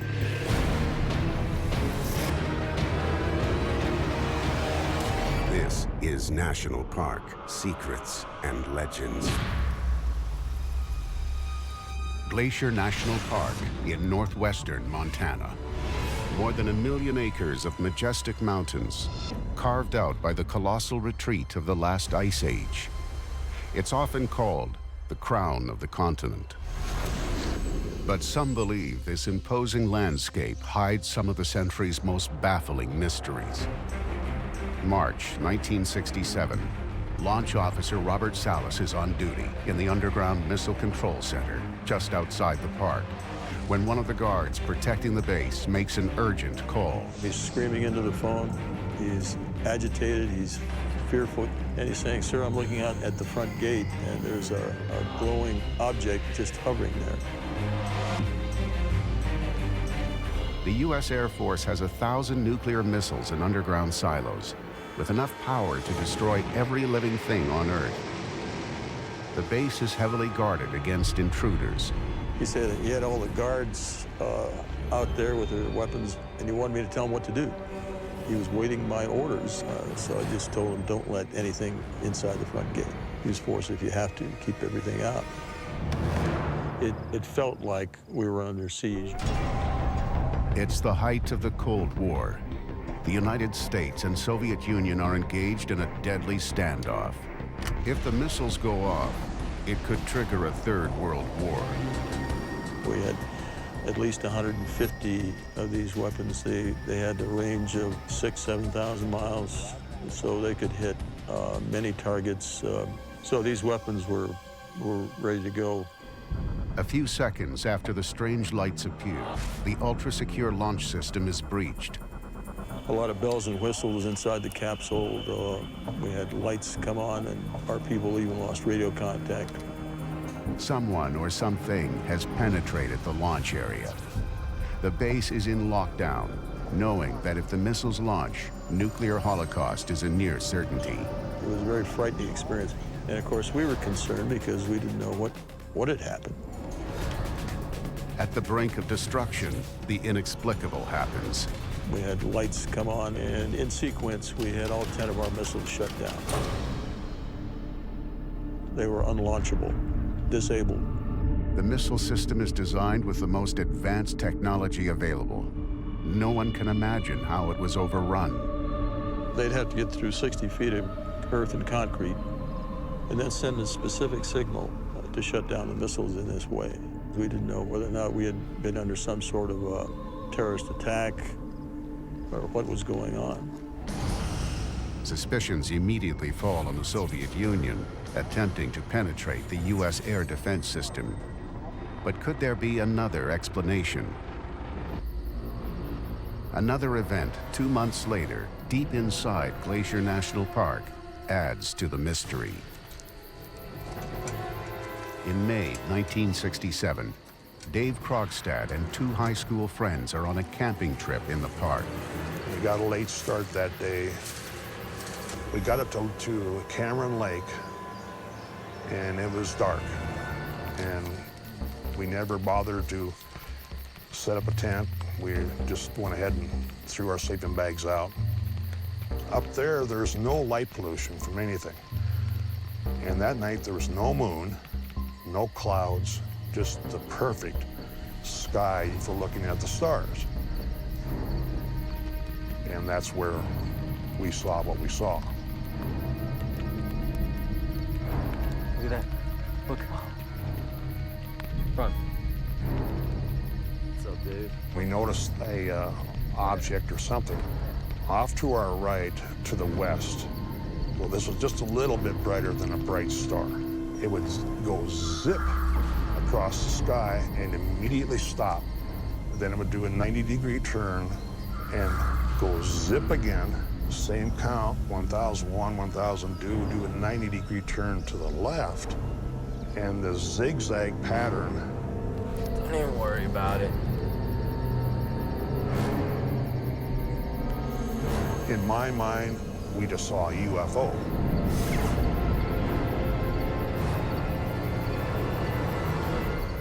Is what these young campers see connected to the encounter at the military base 2 months earlier? There's a lot of things that people have seen, both military, civilian, and they don't talk about it as such. I know what I saw. The answer to these mysterious sightings in Glacier National Park may lie in an old man's final words. Back in the late 1990s, I was dating a woman, and her elderly father made a deathbed confession to me, claiming to have been one of Hitler's bodyguards. He told me some amazing stories.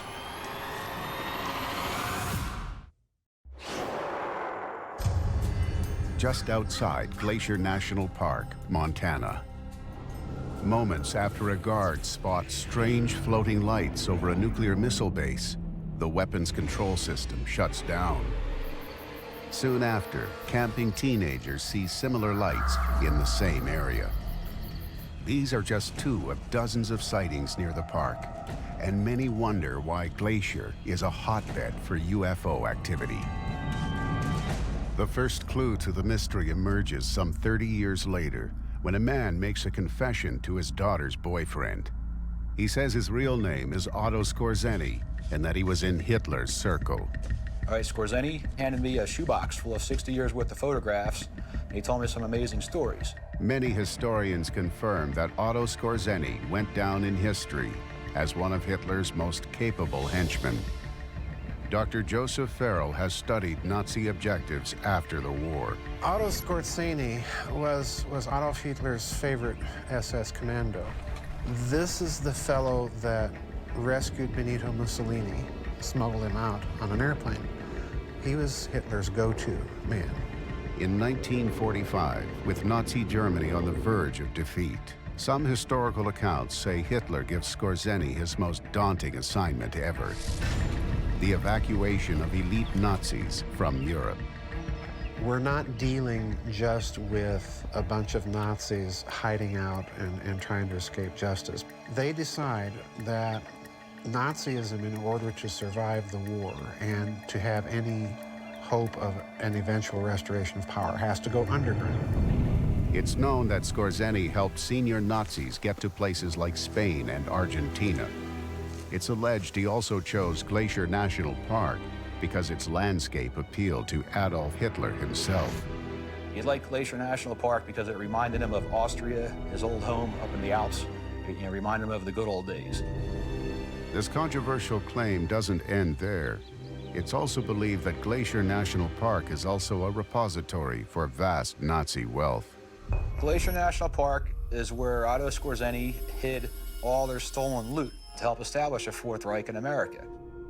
According to Skorzeny, the Nazis are hiding billions of dollars of gold and silver stolen from the 6 million Jews that were murdered by the Nazis during the Holocaust.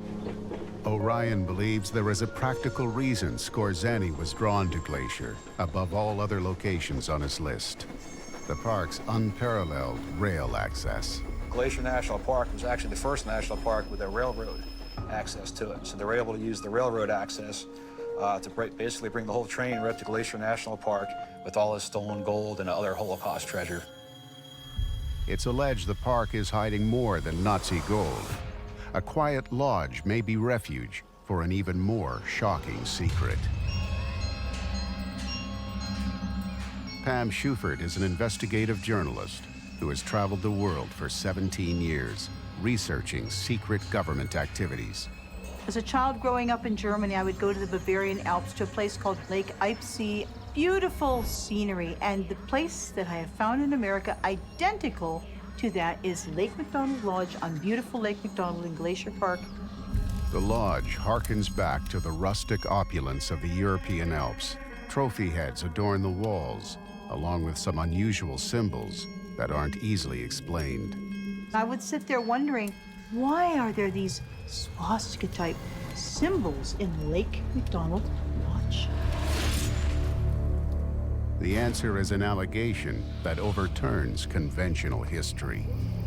My right hand, I'm holding a cane that was given to me by Otto Skorzeny, and this cane was supposedly given to him by his boss, Adolf Hitler.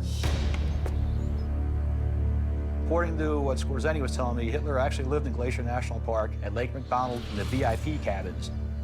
He was a resident at the VIP cabins for many years. So that was where he lived most of his life after World War II in peace. As unbelievable as the claim seems, Hitler's death has always been shrouded in controversy. History records that he shot himself on April 30th, 1945, at the Führer bunker in Berlin. But many believe it was a cleverly staged decoy. According to Scorzeni, they shot a Hitler look-alike right between the eyes, poured some gasoline on this poor bastard, and they burned him. Scientists recently lent credibility to this allegation. A 2009 DNA test on the skull believed to be Hitler's revealed that it in fact belonged to a woman under 40 years old. Hitler never planned to commit suicide. That was all just a plan to confuse everybody and throw him off his trail. Some believe that Hitler received multiple plastic surgeries before retiring to Glacier National Park under an alias. He has a deformed, surgically altered left ear, and you can see that on the left profile of this gentleman sitting right there in the blue shirt and hat. So there's no doubt in my mind that is Adolf Hitler in 1997. But how could Hitler and the Nazis evade detection for decades? A recent discovery may reveal a shocking clue. We panicked, we freaked, we were filled with terror.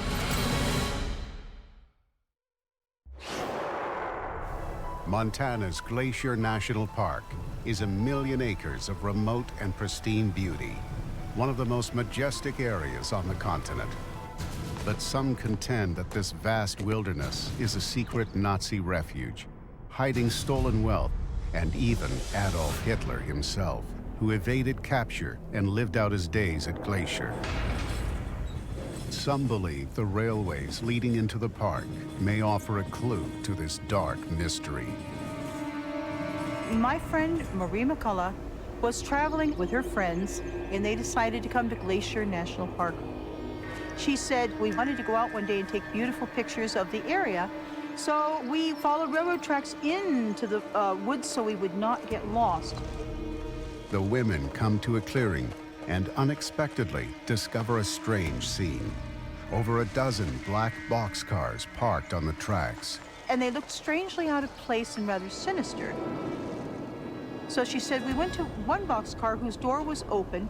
We all looked inside and saw a shocking sight.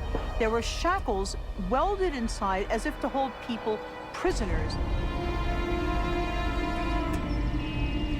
We panicked, we freaked, we were filled with terror. We turned around, followed those tracks, headed to our host family's home, and she said, you never should have gone to that area. There are usually federal guards with rifles guarding that area. You could have been killed.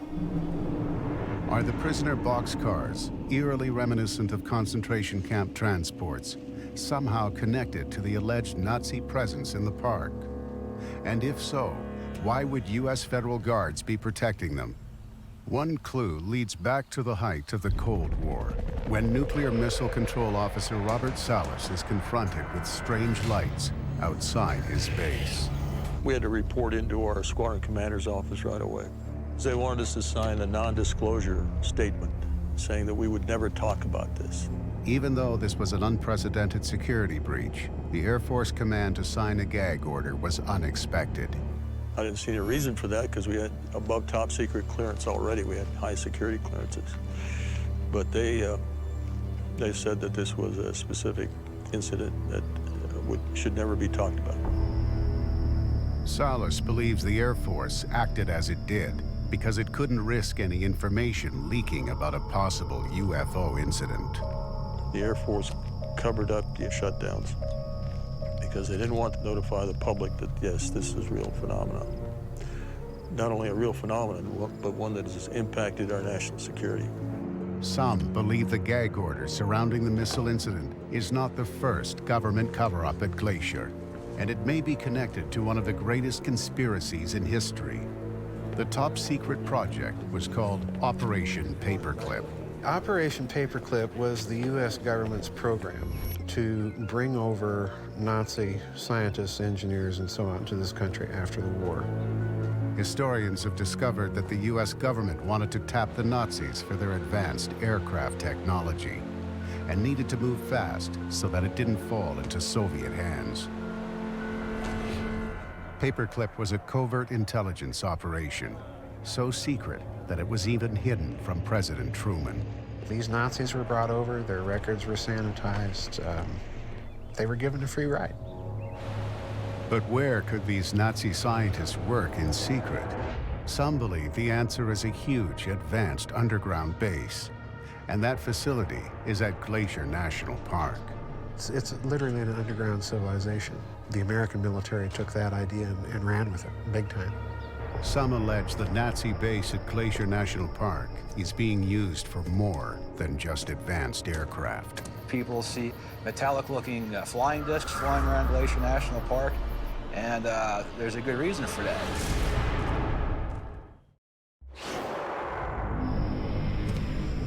Does Montana's Glacier National Park hide a secret base where top Nazi scientists were smuggled after the war? Is the park the last refuge for Adolf Hitler himself? Are mysterious UFOs seen over Glacier for decades somehow linked to its alleged Nazi connection? Some believe the startling answer may lie in advanced technology secretly developed by Nazi scientists at Glacier National Park. I think that we do have some possibility of a Nazi flying saucer program. There is some evidence that the Nazis had flying saucer-shaped vehicles that were based on jet turbines by the end of World War II. Allied pilots reported seeing Nazi flying saucers over Europe in the final year of the war. Are the disc-shaped objects seen over Glacier National Park a continuation of the Nazi project? People see metallic-looking flying discs flying around Glacier National Park, and there's a good reason for that, because that's where they're storing them. Some allege the U.S. government has kept this top-secret project hidden from the public since the 1950s. The war's supposed to be over. These people are supposed to be defeated and gone, you know, no more problems. And to admit that you've got something Nazi flying around in our skies after the war, that's going to be a bit much. How could a base large enough to create advanced flying saucers possibly be constructed at Glacier National Park without being discovered? There's evidence the Nazis had the capability to tunnel underground on a huge scale. Having seen the blueprints of some of these facilities that were actually discovered and charted by the Allies after the war, these facilities were enormous. They were building rockets entirely underground. They were assembling jet aircraft, and in some cases, they were in the process of constructing underground runways for these things. Some claim that after the construction of the secret base at Glacier National Park, the U.S. government adopted Nazi tunneling techniques for other underground operations, a legacy that still exists to this day. In my research was a document from the U.S. Army Corps of Engineers that proposed hiding facilities, underground facilities, tunnels and such, inside of parks. There are patents in this country for tunnel boring machines that use nuclear plasma, quite literally, to melt their way through the rock. These patents are with U.S. Air Force contractors who collaborated with the Nazis on the secret base at Glacier National Park. The remote mountains are ideal for large secret bases, but some researchers believe Glacier National Park offered even more to the Nazis, a natural force known as telluric currents, a type of energy that was long a Nazi obsession. Telluric current is a natural phenomenon of a low frequency of electricity or electromagnetic power energy that runs through the terrain of the entire planet. Telluric currents cross all continents and in some places act like a battery. One of those locations is believed to be Glacier National Park. This was vital for the Nazis because they were testing experimental propulsion systems that could be powered by these natural forces, and Glacier was an ideal place to do it. Glacier's vast wilderness has allegedly been a magnet for covert activities since the Second World War. And if the reports are true, Glacier ranks not only as one of North America's most stunning parks, but also its most sinister. Do I think it's possible that Nazis continue to have some involvement in some very black research projects? Yeah, I do. These things are very, very strange, but they're part of the deep mysteries of Glacier National Park. The government has no right to keep this from the public, because no matter what the fallout, we have the right to know the truth. And I strongly believe that.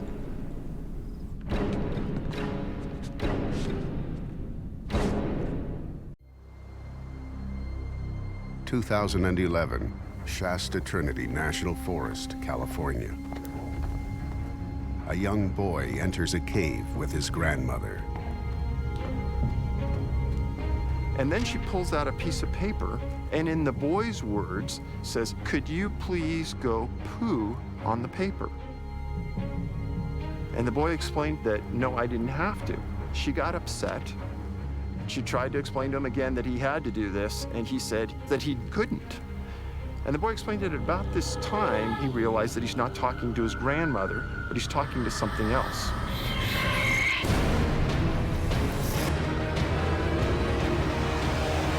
This is National Park, Secrets and Legends. Towering 14,000 feet above sea level, Mount Shasta is the tallest volcano in California. Many believe the mountain is also one of the most sacred places on Earth, a mecca for those seeking spiritual transformation and enlightenment. But it's also a place that may hide deep, dark secrets.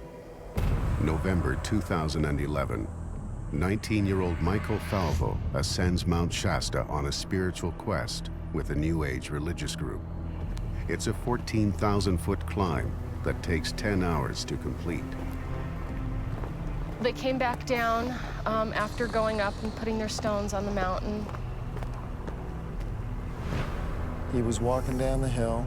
He had his shirt off. He got to the bottom. He looked back up the hill, took his shoes off, and went right back up. Michael's sudden departure is without reason or explanation.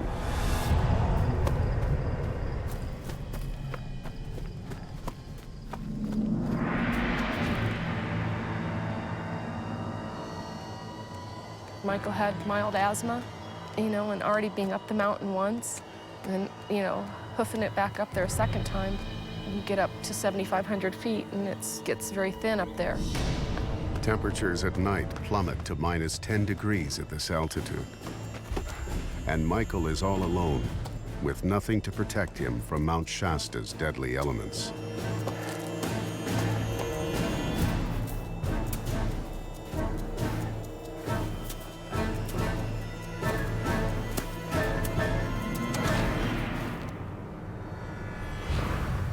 Passed out and then, of course, died of exposure.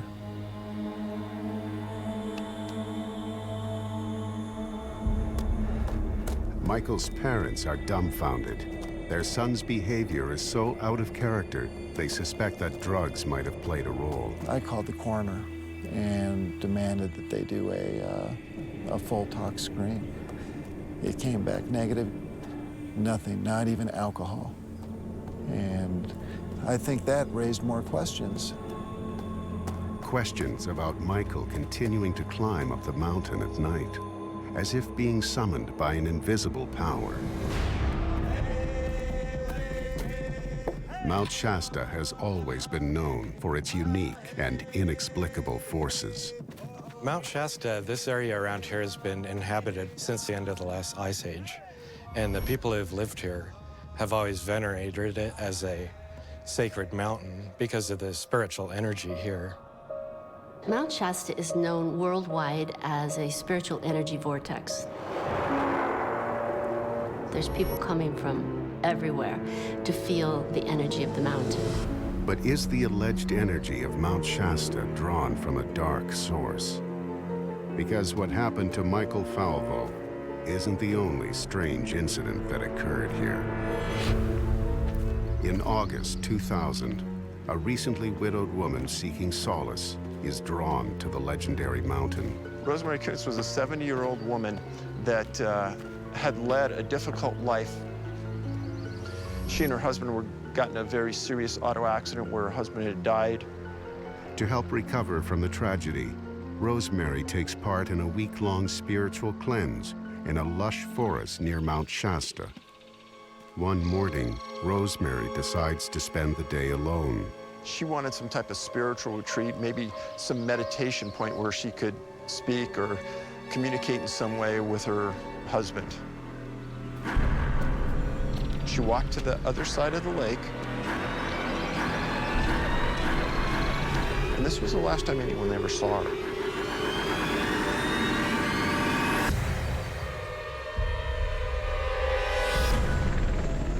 By sunset, Rosemary hasn't returned, and a massive search begins. 150 searchers scour the area. Helicopters with heat-seeking cameras scan every square mile of the forest. Rosemary has disappeared without any clues. Searcher Grizz Adams begins with the most likely theory, that she was attacked by a bear. Bears will eat everything and anything. So you'll actually find pieces of clothing and backpack and tennis shoes and those kinds of things. You can find that in the bear scat. We searched for many days. We were never able to find any of her clothing, her backpack that she had with her. Nothing ever was found. There was no scene of blood, no tufts of hair in a fight, no skin. There was nothing in that area indicating there was a struggle. Rosemary Kuntz vanished. This is a very, very beautiful location. It sits in a bowl, one way in, one way out. The searchers are completely baffled. There seems to be no rational explanation for Rosemary's disappearance.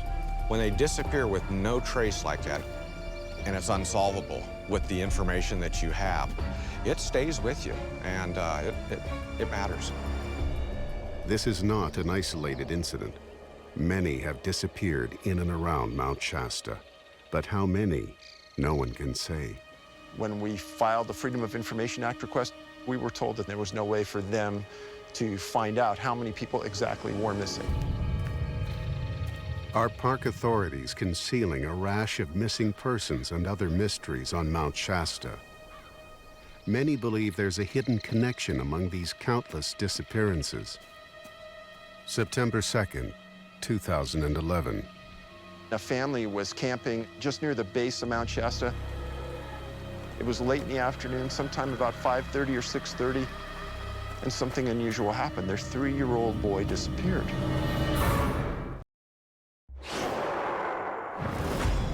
Mount Shasta in Northern California is one of the most stunning national forests in the United States. But could this natural beauty also have a darker purpose? Did Mount Shasta somehow summon a teenage boy to his death and cause the mysterious disappearance of an elderly woman?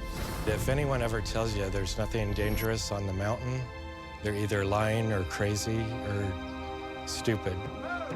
Mount Shasta's Native Americans have ancient legends about strange powers on the mountain's summit. There's things up there that I don't wish I'm my worst enemy. There is a force to be reckoned with. For thousands of years, the Indians have said, you know, there's all kinds of spirits that can be harmful, you know, to people if you go in certain areas. We've been in existence for a long, long time, and our prayers are still, today, still sacred. And we still do ceremonies on the mountain, and those ceremonies mean something. And you fear the mountain because it could take your life. September 2nd, 2011. A family was camping on the McLeod River, which is in an area just near the base of Mount Shasta. It was late in the afternoon, sometime about 5:30 or 6:30, and something unusual happened. The family's 3-year-old boy is somehow separated from his parents. And the family got concerned because in this region, there isn't a lot of places to disappear to. There's big, big trees, there aren't a lot of small bushes, and the river isn't exceptionally large. He ended up in a cave underground somewhere. For reasons the boy does not understand, his grandmother is waiting for him in the cave. Would you like to go on a walk with me? Yes. She takes him far from where anyone can hear or see them. And then she pulls out a piece of paper, and in the boy's words, "Could you please go poo on the paper?" And the boy explained that, no, I didn't have to. She got upset. She tried to explain to him again that he had to do this, and he said he didn't, and he couldn't. Just then, the boy fills with fear. He realizes that he's not talking to his grandmother. He's talking to something else. The boy is too young to understand who or what she is, but even at 3, he senses that she isn't human. 5 hours pass. The boy wakes up on a path in the forest, half a mile from where he went missing. He has no idea how he got there. The boy is 3 years old. For a 3-year-old boy to come up with this story on his own without going through the experience is pretty hard to believe. Luckily, the boy is not harmed, but once back with his family, something very unusual occurs. The story goes that the boy went back home, and a few days later, he met with his grandmother. As the boy describes his experience, the grandmother has a chilling realization. She was camping in the exact same place where the boy was found 3 weeks earlier. Sometime during that night, she awoke to a stinging sensation at the base of her neck. And she asked her friend to look at her neck area. Her friend stated that at base of that neck, right over the spine, there was a puncture mark with a small amount of blood. Is this just coincidence, or is there a link between the strange mark and the entity posing as the boy's grandmother? There could have been some type of DNA taken from that spinal puncture mark and helped orchestrate this entity to look like a grandmother. Did the entity want the boy's feces in order to clone him too? Mount Shasta's Native Americans have ancient legends that echo this bizarre story. What I've learned from my grandparents and my mom and dad is that I wasn't to go above the tree line. So I asked them, well, what was the consequences if I went up there? And they told me I'd either get taken by the people that lived up there, the big people getting taken right out of there.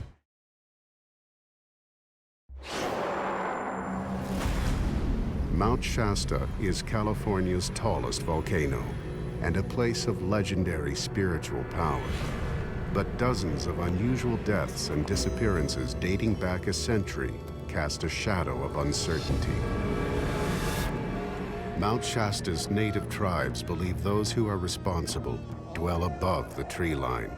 But who or what could they be? 1983. Jack Tom is a young Karuk Native American whose tribe has been at Mount Shasta for 10,000 years. Since he was a boy, his elders have warned him to never venture above the tree line. And I was supposed to stay down below the tree line. I asked questions to him, why wasn't I allowed up there? Despite warnings from his family and tribe, Jack decides to venture into the forbidden zone. Me and my girlfriend was up there camping out. And we were camping in a spot just right above the tree line. And I was going, well, you know, maybe we should move down a little bit. And she was like, no, we're fine right here. And so I was sitting outside and looked up on the hill. And here's these 2 big, gigantic people standing there. I said, you need to come out here and take a look at this. And so she came out and she looked at it and her mouth just dropped right open. She was going, oh my God. It was something like you got scared, you know, that kind of chill. It's just like goosebumps all over you. Okay, let's close our eyes. We both closed our eyes at the same time to make sure that, well, maybe we're just seeing things. And we did that 3 times, and on the 3rd time, they were gone. It was like really scary, and it was something that I never wanted to see again. And so we left. We got off the mountain that night. Stories of encounters with these strange entities reach back over 150 years. And there have been stories of Northern California starting from the late 1800s of people who are hiking in the area, meeting mysterious strangers who then suddenly disappear. Who are these mysterious figures that allegedly live above the tree line? Author David Hatcher Childress believes they are Lemurians, descendants of an enlightened race that lived on a continent connected to Northern California long ago. You have these ancient lost continents that are over 10,000 years old. One is the famous Atlantis. Another was said to exist in the Pacific area, and it's called Lemuria. And it too would have been an advanced civilization with boats and ships that went around the world and would have gone, say, to North America or South America and Asia as well. Besides Jack Tom, many other people have reported seeing strange human-like figures around Mount Shasta, which many believe are Lemurians. When Lemuria sunk, they actually relocated into different locations all around the world. One of the places that they relocated was Mount Shasta. Some believe the Lemurians have transformed Mount Shasta into an energy vortex that lures thousands of visitors each year. They are fifth-dimensional beings, which means they're vibrating at a higher frequency than me, and oftentimes they're just seen as spirits. And so one of their goals is to help us surface dwellers remember how to live in peace and harmony.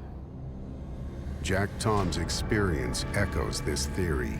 He recalls feeling more than just fear when coming face to face with the Lemurians. It was kind of eerie, kind of scary, but yet it was exciting, inviting, and it was like saying, come on, you can come home now. It was nice to feel that, to feel the acceptance of them. If the Lemurians are the reason for Mount Shasta's reputation as one of the most spiritual places in the world, why are people mysteriously vanishing from the mountain?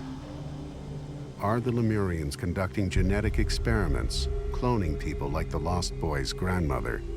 I believe that they are manipulating people for abduction purposes, for the procedures of changing our DNA. Could this also explain what happened to Rosemary Kuntz, who disappeared without a trace from a lake near Mount Shasta? Like, how can somebody just disappear, off the face of the earth? And the only ways that can happen is if something spiritual happens and they transform or go into a different dimension. Some believe the Lemurians are also responsible for the bizarre death of Michael Falvo, who acted as if he was summoned up the mountain. Was this a Lemurian abduction that went wrong? Some people call them Lemurians, some people call them aliens, some people just call them spirits, but they are demonic.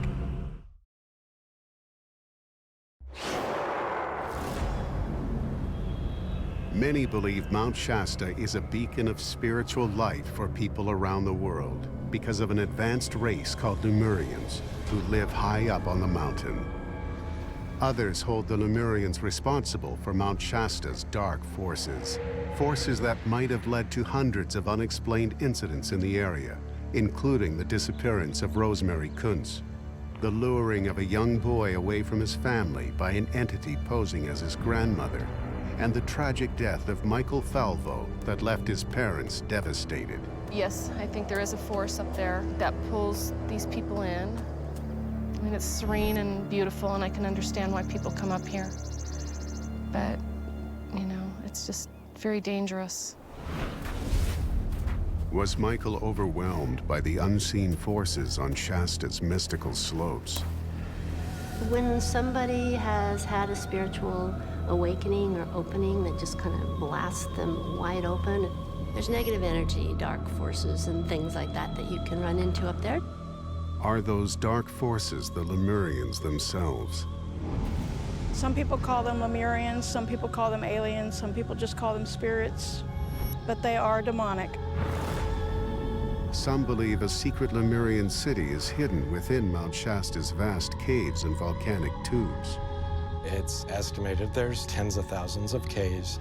This whole area is just a you know, literally hollow underground. These caves could be the reason why the Lemurians sought refuge at Mount Shasta after their continent was destroyed. In the continent of Lemuria, they were used to living in tunnels underneath the city anyway. So they ended up in tunnels underneath Mount Shasta. After spending millennia building their secret underground city, some believe the Lemurians are now planning their next move. These demonic beings live in the mountain, and I believe there's going to come a time when they're going to actually live among us, and that time may be now. Some people claim that they are among us already. Why would a non-human species hiding for thousands of years suddenly step into plain view? I believe they want to breed with us. It's in fact about changing our DNA. Rather than being an epicenter for spiritual seekers, Mount Shasta may have a much more sinister purpose. Some believe that the Lemurians may be planning an invasion of the human species. I believe they're coming for a super war, you know, between the natural and the supernatural. Oftentimes, stories are just stories, but as strange as it seems, there really is something going on here. I know what I seen, I know what I felt. There is a force to be reckoned with up there. They're not from this world. They're here to conquer Earth.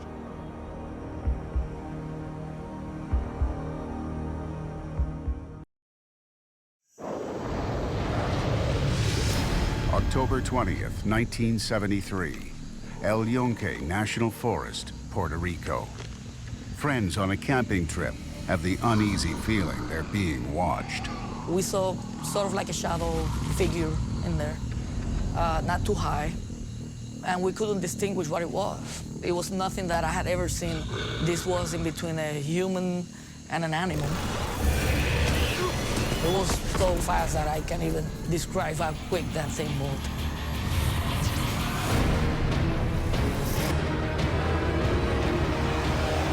This is National Park, Secrets and Legends. El Yunque National Forest on the eastern tip of Puerto Rico is 28,000 acres of untamed mountainous jungle. Its dense canopy hides a lush rainforest teeming with life.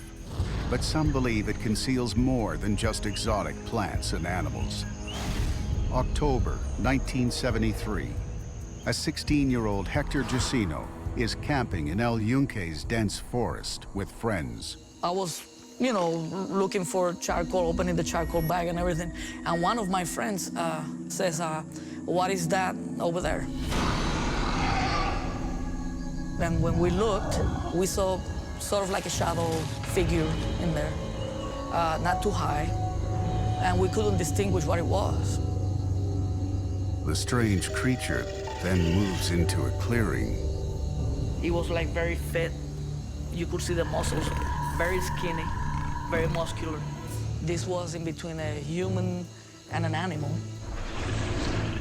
The arms were very long. They were longer than your knee. And the feet, they were like in the form of a hoof. And then they had a tail. Suddenly, the beast rushes toward the boys. Hector's friend is flattened. It was so fast that I can't even describe how quick that thing moved. And it disappeared. The island of Puerto Rico has no large predators, making the campers' encounter even more disturbing. You know, if you see a creature that resembles a human, but it's not a human, and it resembles an animal, but it's not an animal, it really messes up your head. Evidence of strange creatures in El Yunque may date back over 1,000 years. Ancient rock carvings by Puerto Rico's Taino Indians have been uncovered throughout the area. El Yunque held, even at those times, an important role to the ancient native populations. The Taino believed El Yunque to be the home of Yukahu, one of their supreme deities. The Tano Indians spoke about all the mysteries that are connected with this venerable place and left petroglyphs on granite that describe things that seemed unusual and strange. The petroglyphs represented something beyond normal life. The signs suggest a combination of human and animal elements. Over the last few decades, many ordinary Puerto Ricans have reported seeing a similar-looking creature in El Yunque. The beast, which is feared across the entire island, is known as the Chupacabra. Paranormal investigator Nick Redfern has been tracking the elusive creature for over a decade. I've interviewed a wide variety of people, from veterinarians, police officers, civil defense people, members of public, ranchers, and they've all got their own stories and tales to tell of the Chupacabra. Some of the people have seen it, others have had farm animals attacked by it. And for me, when I put all this data together, the sightings, the encounters, the witnesses, the investigators, it's clear in my mind that there's a genuine phenomenon.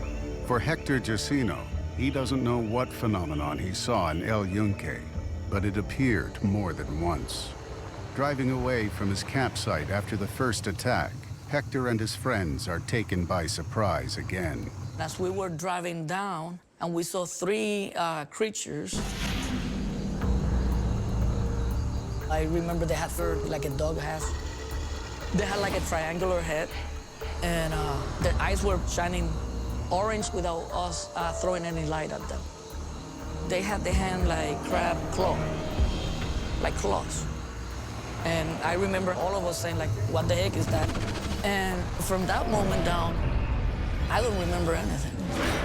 What Hector does recall is inexplicably waking up hours later at a baseball field, over 12 miles from where he blacked out. Honestly, I couldn't remember coming down on the mountain, you know. I had an uneasy feeling because I couldn't recall. And to this day, I cannot recall that portion of the night. Then, next thing that I know, there's a police car. And I do recall me looking inside the vehicle and seeing everybody like in a daze. Nobody talking, nobody talking. And one of my friends got out of the vehicle and started talking to the cop. I got out. And the policeman told us that it was very dangerous to stay where we were staying and that we needed to go back to the mountain. Then I got back in the vehicle and we left. Why did Hector black out after seeing the creatures again?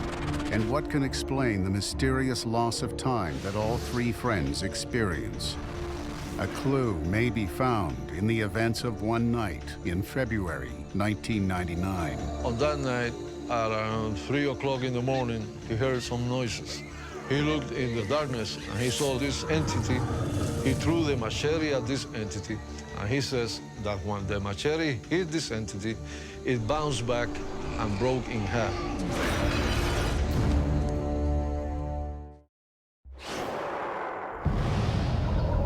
A group of teenage boys set up camp in El Yunque National Forest, Puerto Rico, when they're suddenly attacked by a terrifying creature. They then mysteriously black out and wake up hours later, several miles away.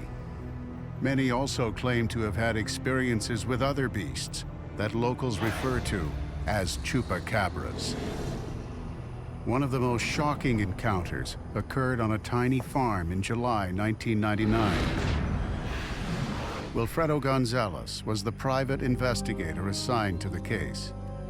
I was talking to one of the owners of the farm, and he was telling me that on that night, at around 3 o'clock in the morning, he heard like some noises.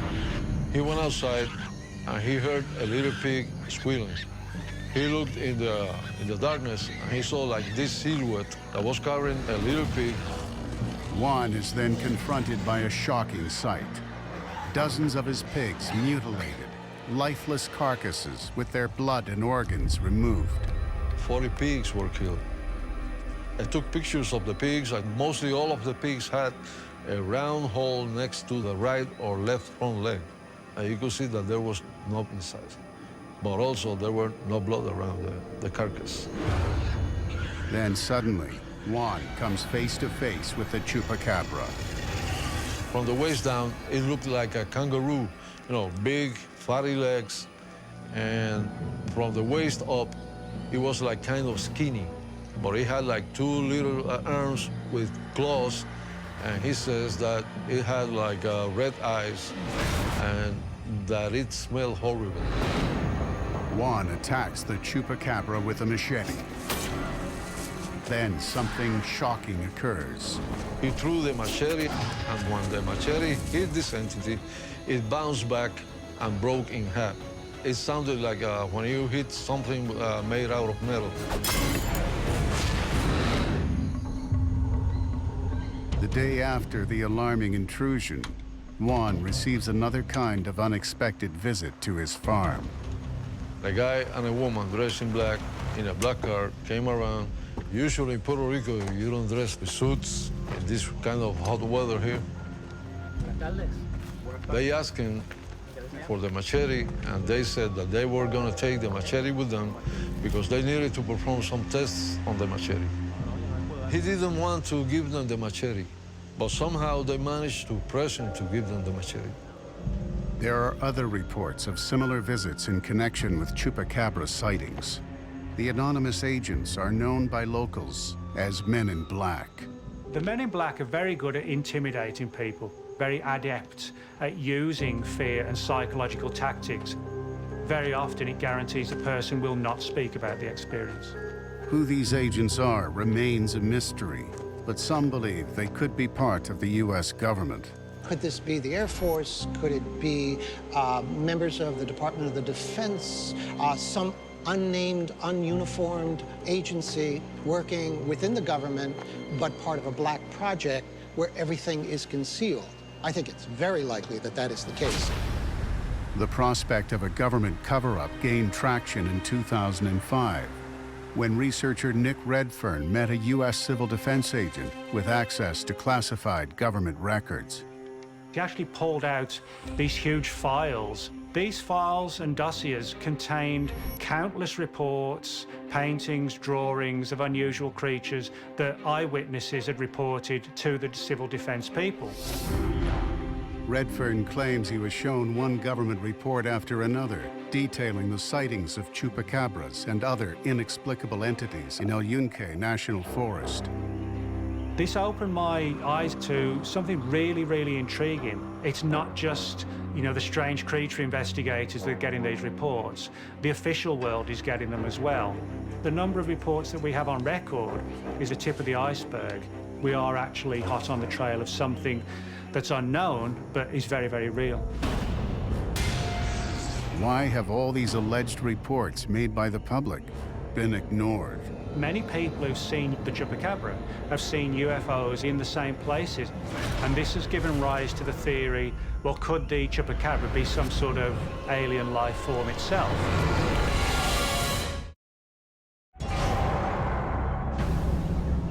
El Yunque National Forest, Puerto Rico, is a vast jungle shrouded in cloud and mist, and also cloaked in secrecy.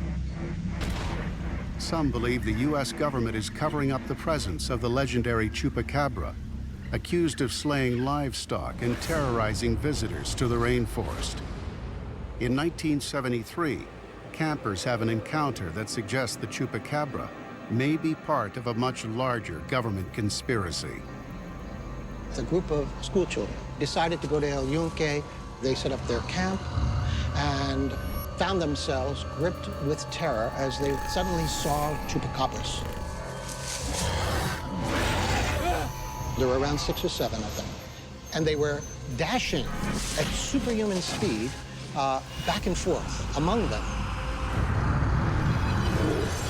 The speeds at which they would move were just absolutely extraordinary.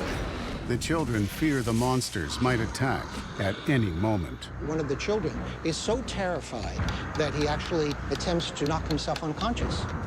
They all desperately want to escape, but there seems to be no exit. They attempted all to run away, but the only path that was available was blocked by these creatures. Suddenly, there is another presence, not around them, but directly overhead. And one of them says, what is that over there?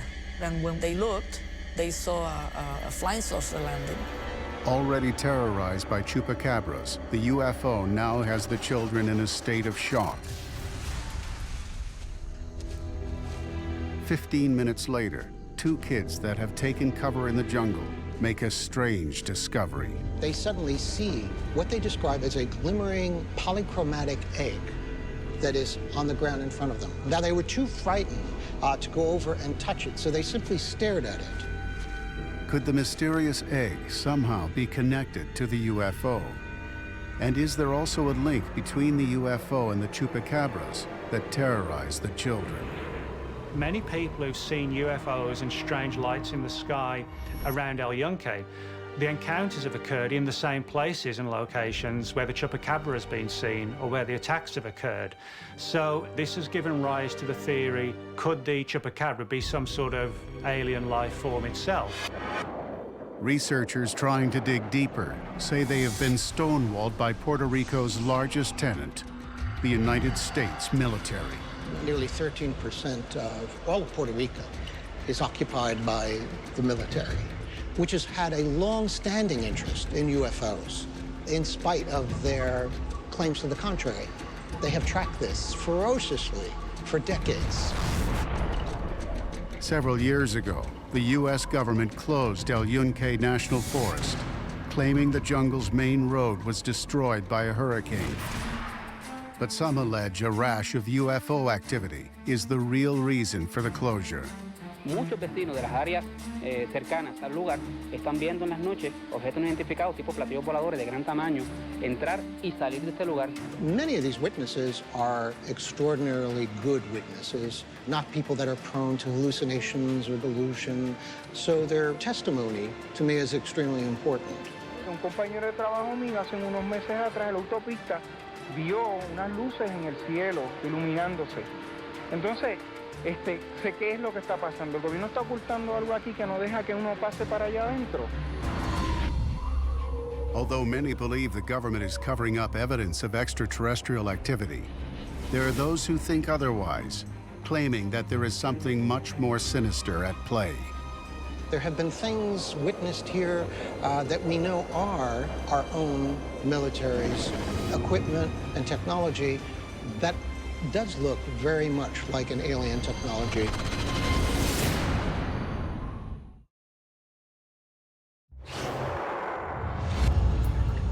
El Yunque National Forest in Puerto Rico is the alleged domain of mysterious and dangerous creatures called chupacabras.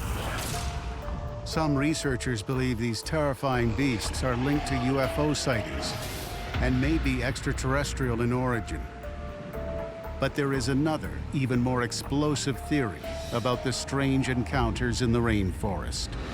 Many of these UFO sightings and so forth that people claim to have seen may be attributable, in large part, to the military's own involvement in the development and possibly the deployment of experimental craft. The military has been hard at work trying to develop alternate sources of propulsion and new sources of energy to create spacecraft that can seemingly defy gravity, make 90-degree turns, look like they are blinking out of existence, coming back, performing all of these maneuvers that people claim that they see here in El Yunque. If the mysterious craft come from U.S. military bases near El Yunque, what can explain the Chupacabra, which has been seen there for decades? One of the stories I've heard time and time again is that genetic experimentation is occurring at some of these bases, and it's led to the creation of the Chupacabra that reportedly inhabit El Yunque. And, you know, the authorities don't want to admit to it, so they dismiss it as folklore. Hundreds claim to have encountered strange creatures, and many describe an entity that seems to be genetically engineered. It wasn't a human, it wasn't a monkey, it wasn't a kangaroo, it wasn't a dog. I cannot tell you what it was, but it did look like a hybrid in between a human and an animal. That's all that I can say. Is it possible that these hybrid creatures are some kind of super soldier experiment?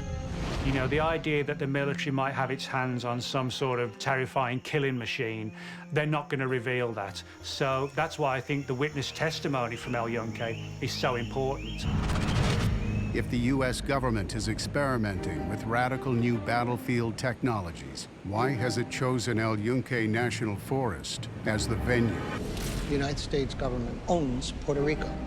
They have carte blanche to do pretty much whatever they want to do in El Yunque. So that makes this a particularly strong magnet. El Yunque is a perfect playground for the military, a virtual laboratory. There may be other isolated areas in the United States, but Peter Jordan believes El Yunque's distant offshore location makes it unique. They have purposely pre-selected areas where they know that their activities can be hidden. There are many of these places, but none of them have the acreage and the remoteness of a jungle, of a rainforest. It's also alleged that El Yunque is a strategic location for U.S. military experiments because of certain beliefs held by the local population. Some claim that people in Puerto Rico lurch toward some sort of supernatural or paranormal explanation because of their own particular religious backgrounds, because of perhaps some of the superstitions that you find on the island.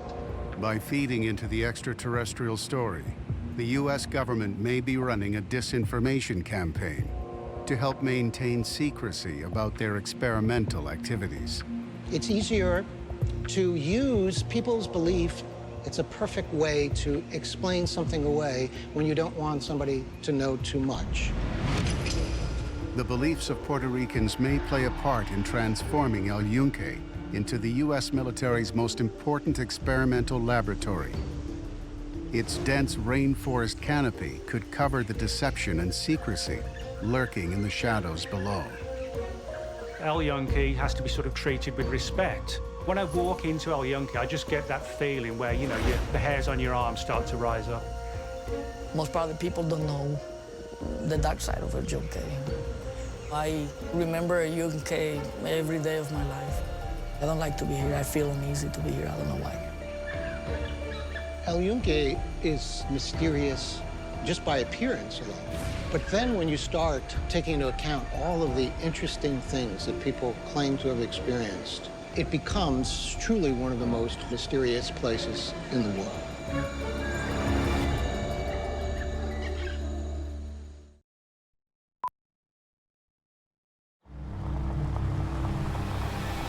June 2008, Gettysburg National Military Park. We said it's a beautiful night. Let's take one more ride through the park before we retire home. We were going very slowly, and all of a sudden, we saw these soldiers coming out of the woods. This man in the front had blood going across his face. They had weapons, and they were heading straight for our car.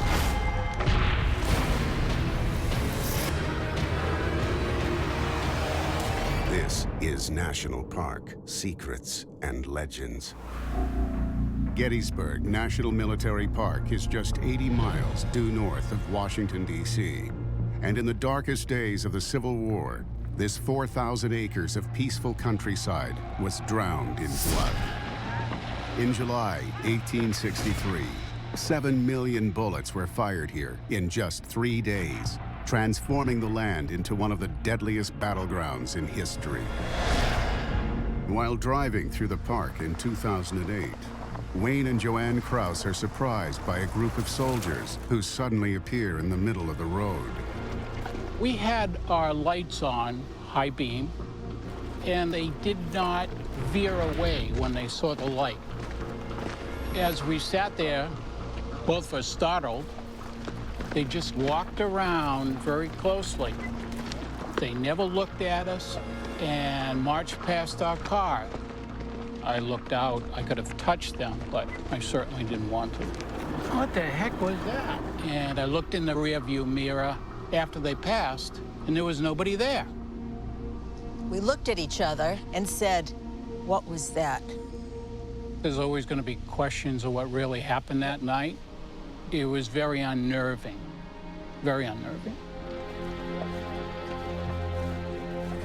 Gettysburg was the Civil War's bloodiest battle, and its 3 days of vicious fighting is considered to be the turning point in favor of the North. Each year, the battle is replayed by thousands of Civil War reenactors. Could this explain what the Krauses saw? November 2000. Civil War reenactor Rich Mendoza and a few friends drive through the park's biggest battlefields on a foggy night. As we drove through it, I said to the guys, did you happen to feel that? And they're like, feel what? I said, there was like a chill. It just went right through you as you entered the fog. They said, no, I didn't feel anything. So we pulled over on this road. The fog was there, and we looked across the field in this direction towards the Confederate lines, and we saw 5 guys walking. As our eyes adjusted to the darkness of the night, we noticed that they've got rifles. And we thought, okay, there's reenactors out on the field. And the first guy, the guy with the rifle on his shoulder, raised his arm up in the air. A second man seemed to be falling, like he was weak at some point. And the 3 of us would respond at the same time. Like, he fell. He fell again. And the more we watched this, we were like, are they people? It just didn't seem right. And this film loop thing continued over and over and over again. A few of Rich's friends decide to take a closer look. So 3 guys went over the fence, and they started going forward. And eventually they came back, and their statement was that they could never get any closer. Whatever was out there kept the same distance as they tried to move towards it. So finally they just gave up and came back. So we all kind of thought like, okay, these are ghosts. Rich believes the mysterious apparitions must be 5 men who died during the Battle of Gettysburg. Are they still trying to get back home? Are they still trying to get back?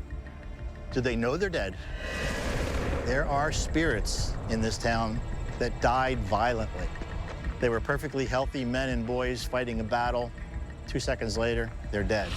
The violent battle that gave birth to Gettysburg National Military Park is legendary. It's unparalleled in ferocity by any other battle on North American soil. The sheer number of people that were killed in this area is just absolutely staggering.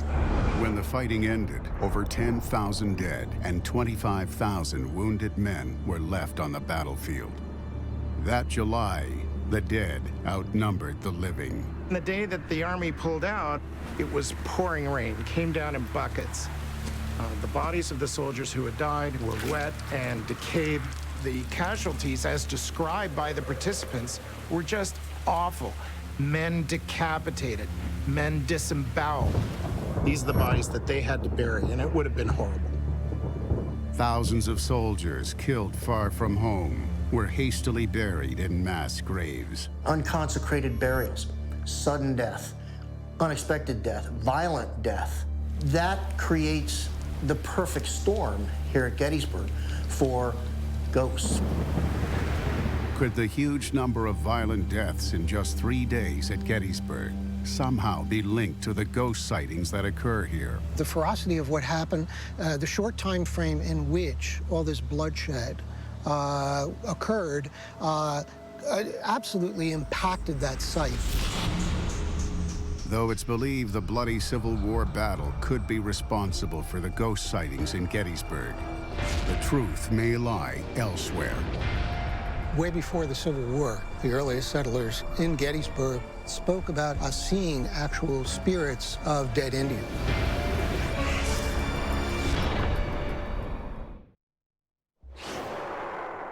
Gettysburg National Military Park, one of history's bloodiest battlegrounds. It's claimed the fighting was so intense here that it transformed the area into a hotbed of paranormal activity, with hundreds of ghost sightings reported every year.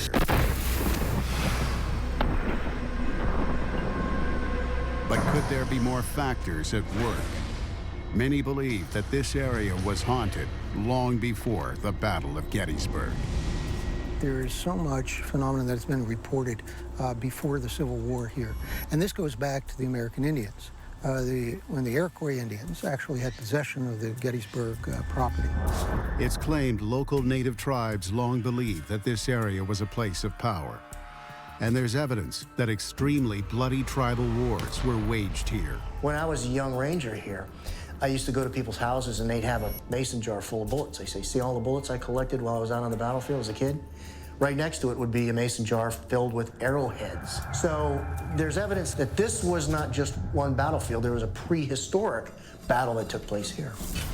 Over 350 years ago, Iroquois warriors overthrew Gettysburg's native tribes, and these battles created a wealth of paranormal activity.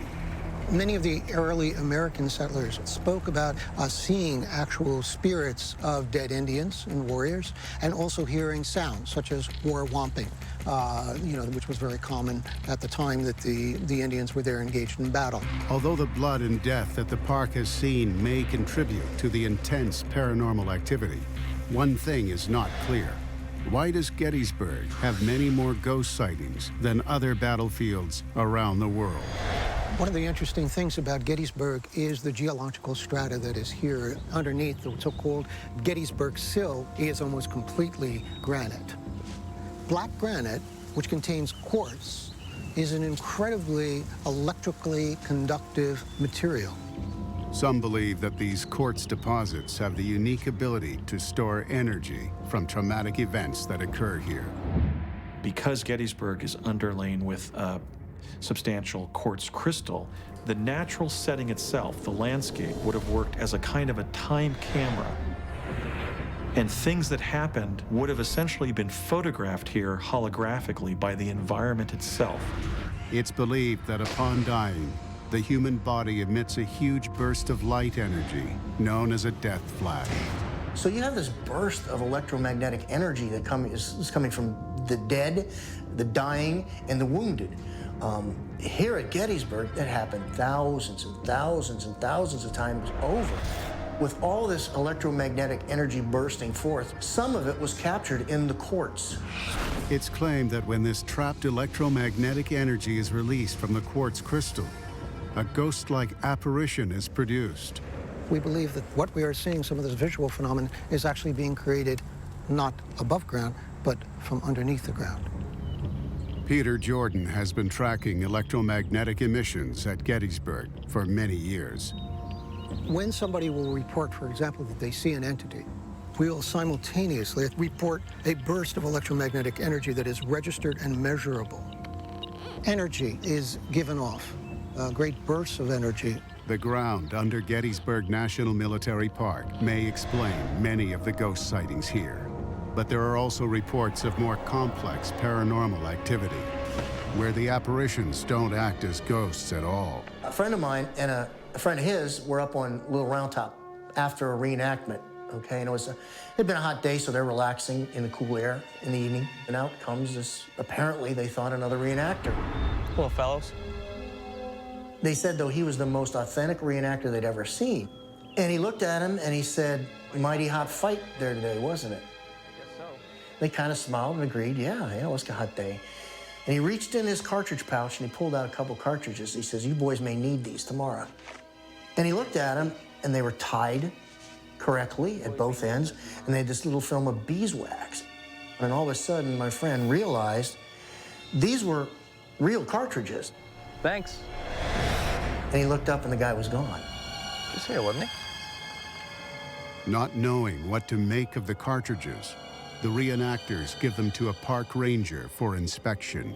When the park ranger had the bullet examined, he determined that this particular cartridge was from the Civil War, and it had the original gunpowder in it from that particular period. These mysterious and extraordinary lifelike encounters are referred to as intelligent hauntings. What is it about Gettysburg that is so unique and special that it would allow for those types of manifestations to take place here? The answer may lie in a Civil War field hospital. I rank it as one of the weirdest, scariest experiences I've ever had in my life, because it's almost as if time was reversed. The ghostly beauty of Gettysburg National Military Park has scarcely changed since the American Civil War. But this historic landscape could also be a focal point for intense paranormal activity. April 2001. A shocking discovery is made at the Daniel Lady Farm, which was a field hospital during the battle in July 1863. Right here, there were 3 or 4 rust-colored lines of liquid. And then there were drops of the liquid all around, and they seemed to be crystallizing right before my eyes. And I looked at it, and I looked up to see if there was anything broken, pipe broken or something, rust stains. And I said, I don't understand this. So I got a yardstick, and I put it down, and I took a couple of samples. A few hours later, the red liquid inexplicably disappears, leaving only a strange layer of dust. And I'm like, how could this happen? I said, it was here, now it's gone, and there's even dust. Was I in a time warp or something? Samples of the red liquid are sent to a top forensics lab. 3 weeks later, the results came back.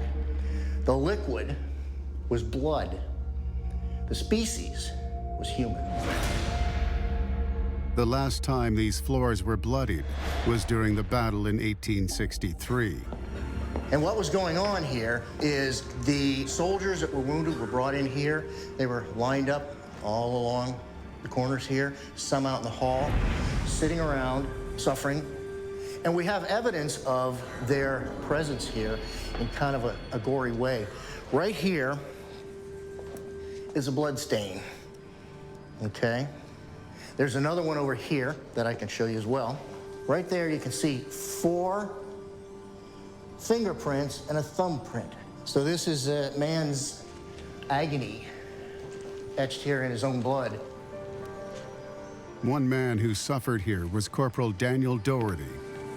Son, I'm Dr. Black. I need to examine your wound. He'd been pulverized by an exploding shell that pierced his back and exited his abdomen. He would have been brought into the farmhouse. His wounds would have bled very much, huge volumes, and passed down into his pants. The wounds were so serious that they were described later as having cut him in half. So he would have bled to death very quickly. Could the blood that appeared on the farmhouse floor in 2001 actually belong to Doherty or one of his compatriots? This is one of the experiences that I absolutely cannot explain. I rank it as one of the weirdest, eeriest experiences I've ever had in my life, because it's almost as if time was reversed. How could 19th century blood suddenly appear in the present day? One man's story may hold the answer. Lawyer Andrew Bashago claims that as a child, he participated in secret U.S. government time travel experiments. I served the United States government in different time travel capacities when I was age 7 to 11. Time travel that ultimately took me here to Gettysburg, Pennsylvania in 1863. I found myself tumbling through essentially branching wormholes, really violent tumbling, and literally tumbled into 1863. Bashago claims that his father was a scientist in the government's time travel program and landed him in some farmland near the battlefield at Gettysburg. My dad said that we don't want anybody to see you arriving, so we're going to put you down on this road right here. A soldier points Andrew towards town, where President Abraham Lincoln will soon be delivering his immortal address.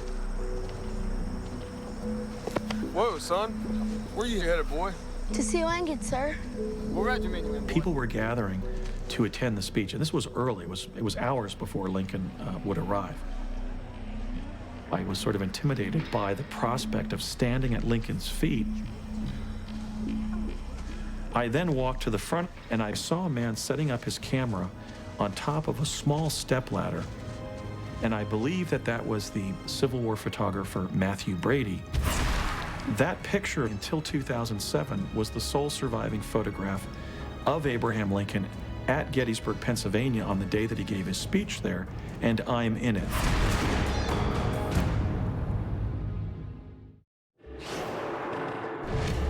Gettysburg Park's unusual geology, combined with its bloody battles, have created a unique environment where Civil War apparitions seem to interact with visitors to the park. But some maintain that these aren't merely hauntings. They believe that the U.S. government has been conducting time travel experiments at Gettysburg. The time travel technologies that I encountered were new, dangerous, and experimental. The U.S. government secretly stepped over the threshold of time travel here at Gettysburg. What could possibly explain the park's alleged ability to act as a portal to travel back and forth through time? Quantum physicists believe that we have a multiverse, that there have been postulated many different dimensions. So there can be parallel universes that exist and parallel timelines that can exist. Maybe what's going on in some of these cases has to do with some sort of a time slip where dimensions are interacting. This sudden, forceful interaction between parallel realities seems to create an effect that resembles time travel. In the same way, for example, that two automobiles can enter an intersection at the same time and crash into each other. Timelines converge and collide, and the human beings that are occupying the respective timelines literally perceive each other, because at that point in time, they are in the same location. We could have a kind of interphasing going on between timeline A during the Civil War and timeline B taking place today, and that this interphasing of these two timelines actually allows them to merge, as it were, and to become coexistent. The brief overlapping of two different time periods could explain why certain apparitions seem like actual people, accompanied by real objects. The Gettysburg battle was the largest land battle in the Western Hemisphere. There were hundreds of thousands of combatants. Whenever an event occurs of that magnitude, it tends to become more readily embedded on multiple timelines. Many believe the abundant quartz crystal at Gettysburg not only captured the explosive, traumatic battle, it may also explain how people and apparitions can slip between dimensions. I believe that there is a layering of different things that are taking place here, beginning again with the Earth, first and foremost. Native Americans in the area centuries ago believed that quartz was a sacred stone, and some claim they used it in their own time travel ceremonies. In many rituals involving the American Indians, they would actually cut themselves to allow fragments of the quartz to go into their body, because they claimed that it would aid them in their shamanistic out-of-body experiences and their spiritual travels. We don't know what the scientific basis of that belief is, but we do know that quartz is an incredibly mysterious and powerful energy source. So when you have it in such large quantity in an area, we do not know what else it is capable of doing. The presence of Gettysburg in many locations of the multiverse could mean that even if the battle is over, on other timelines, it's still ongoing. Trying to prove that there are ghosts and they exist, that's passé. We're beyond that now. What we want to do is try and communicate with them and get some information from them. What we are doing is almost reliving these experiences here, reliving certain portions of the war along with these spirits. The history of this battle actually began in July of 1863, but it hasn't ended.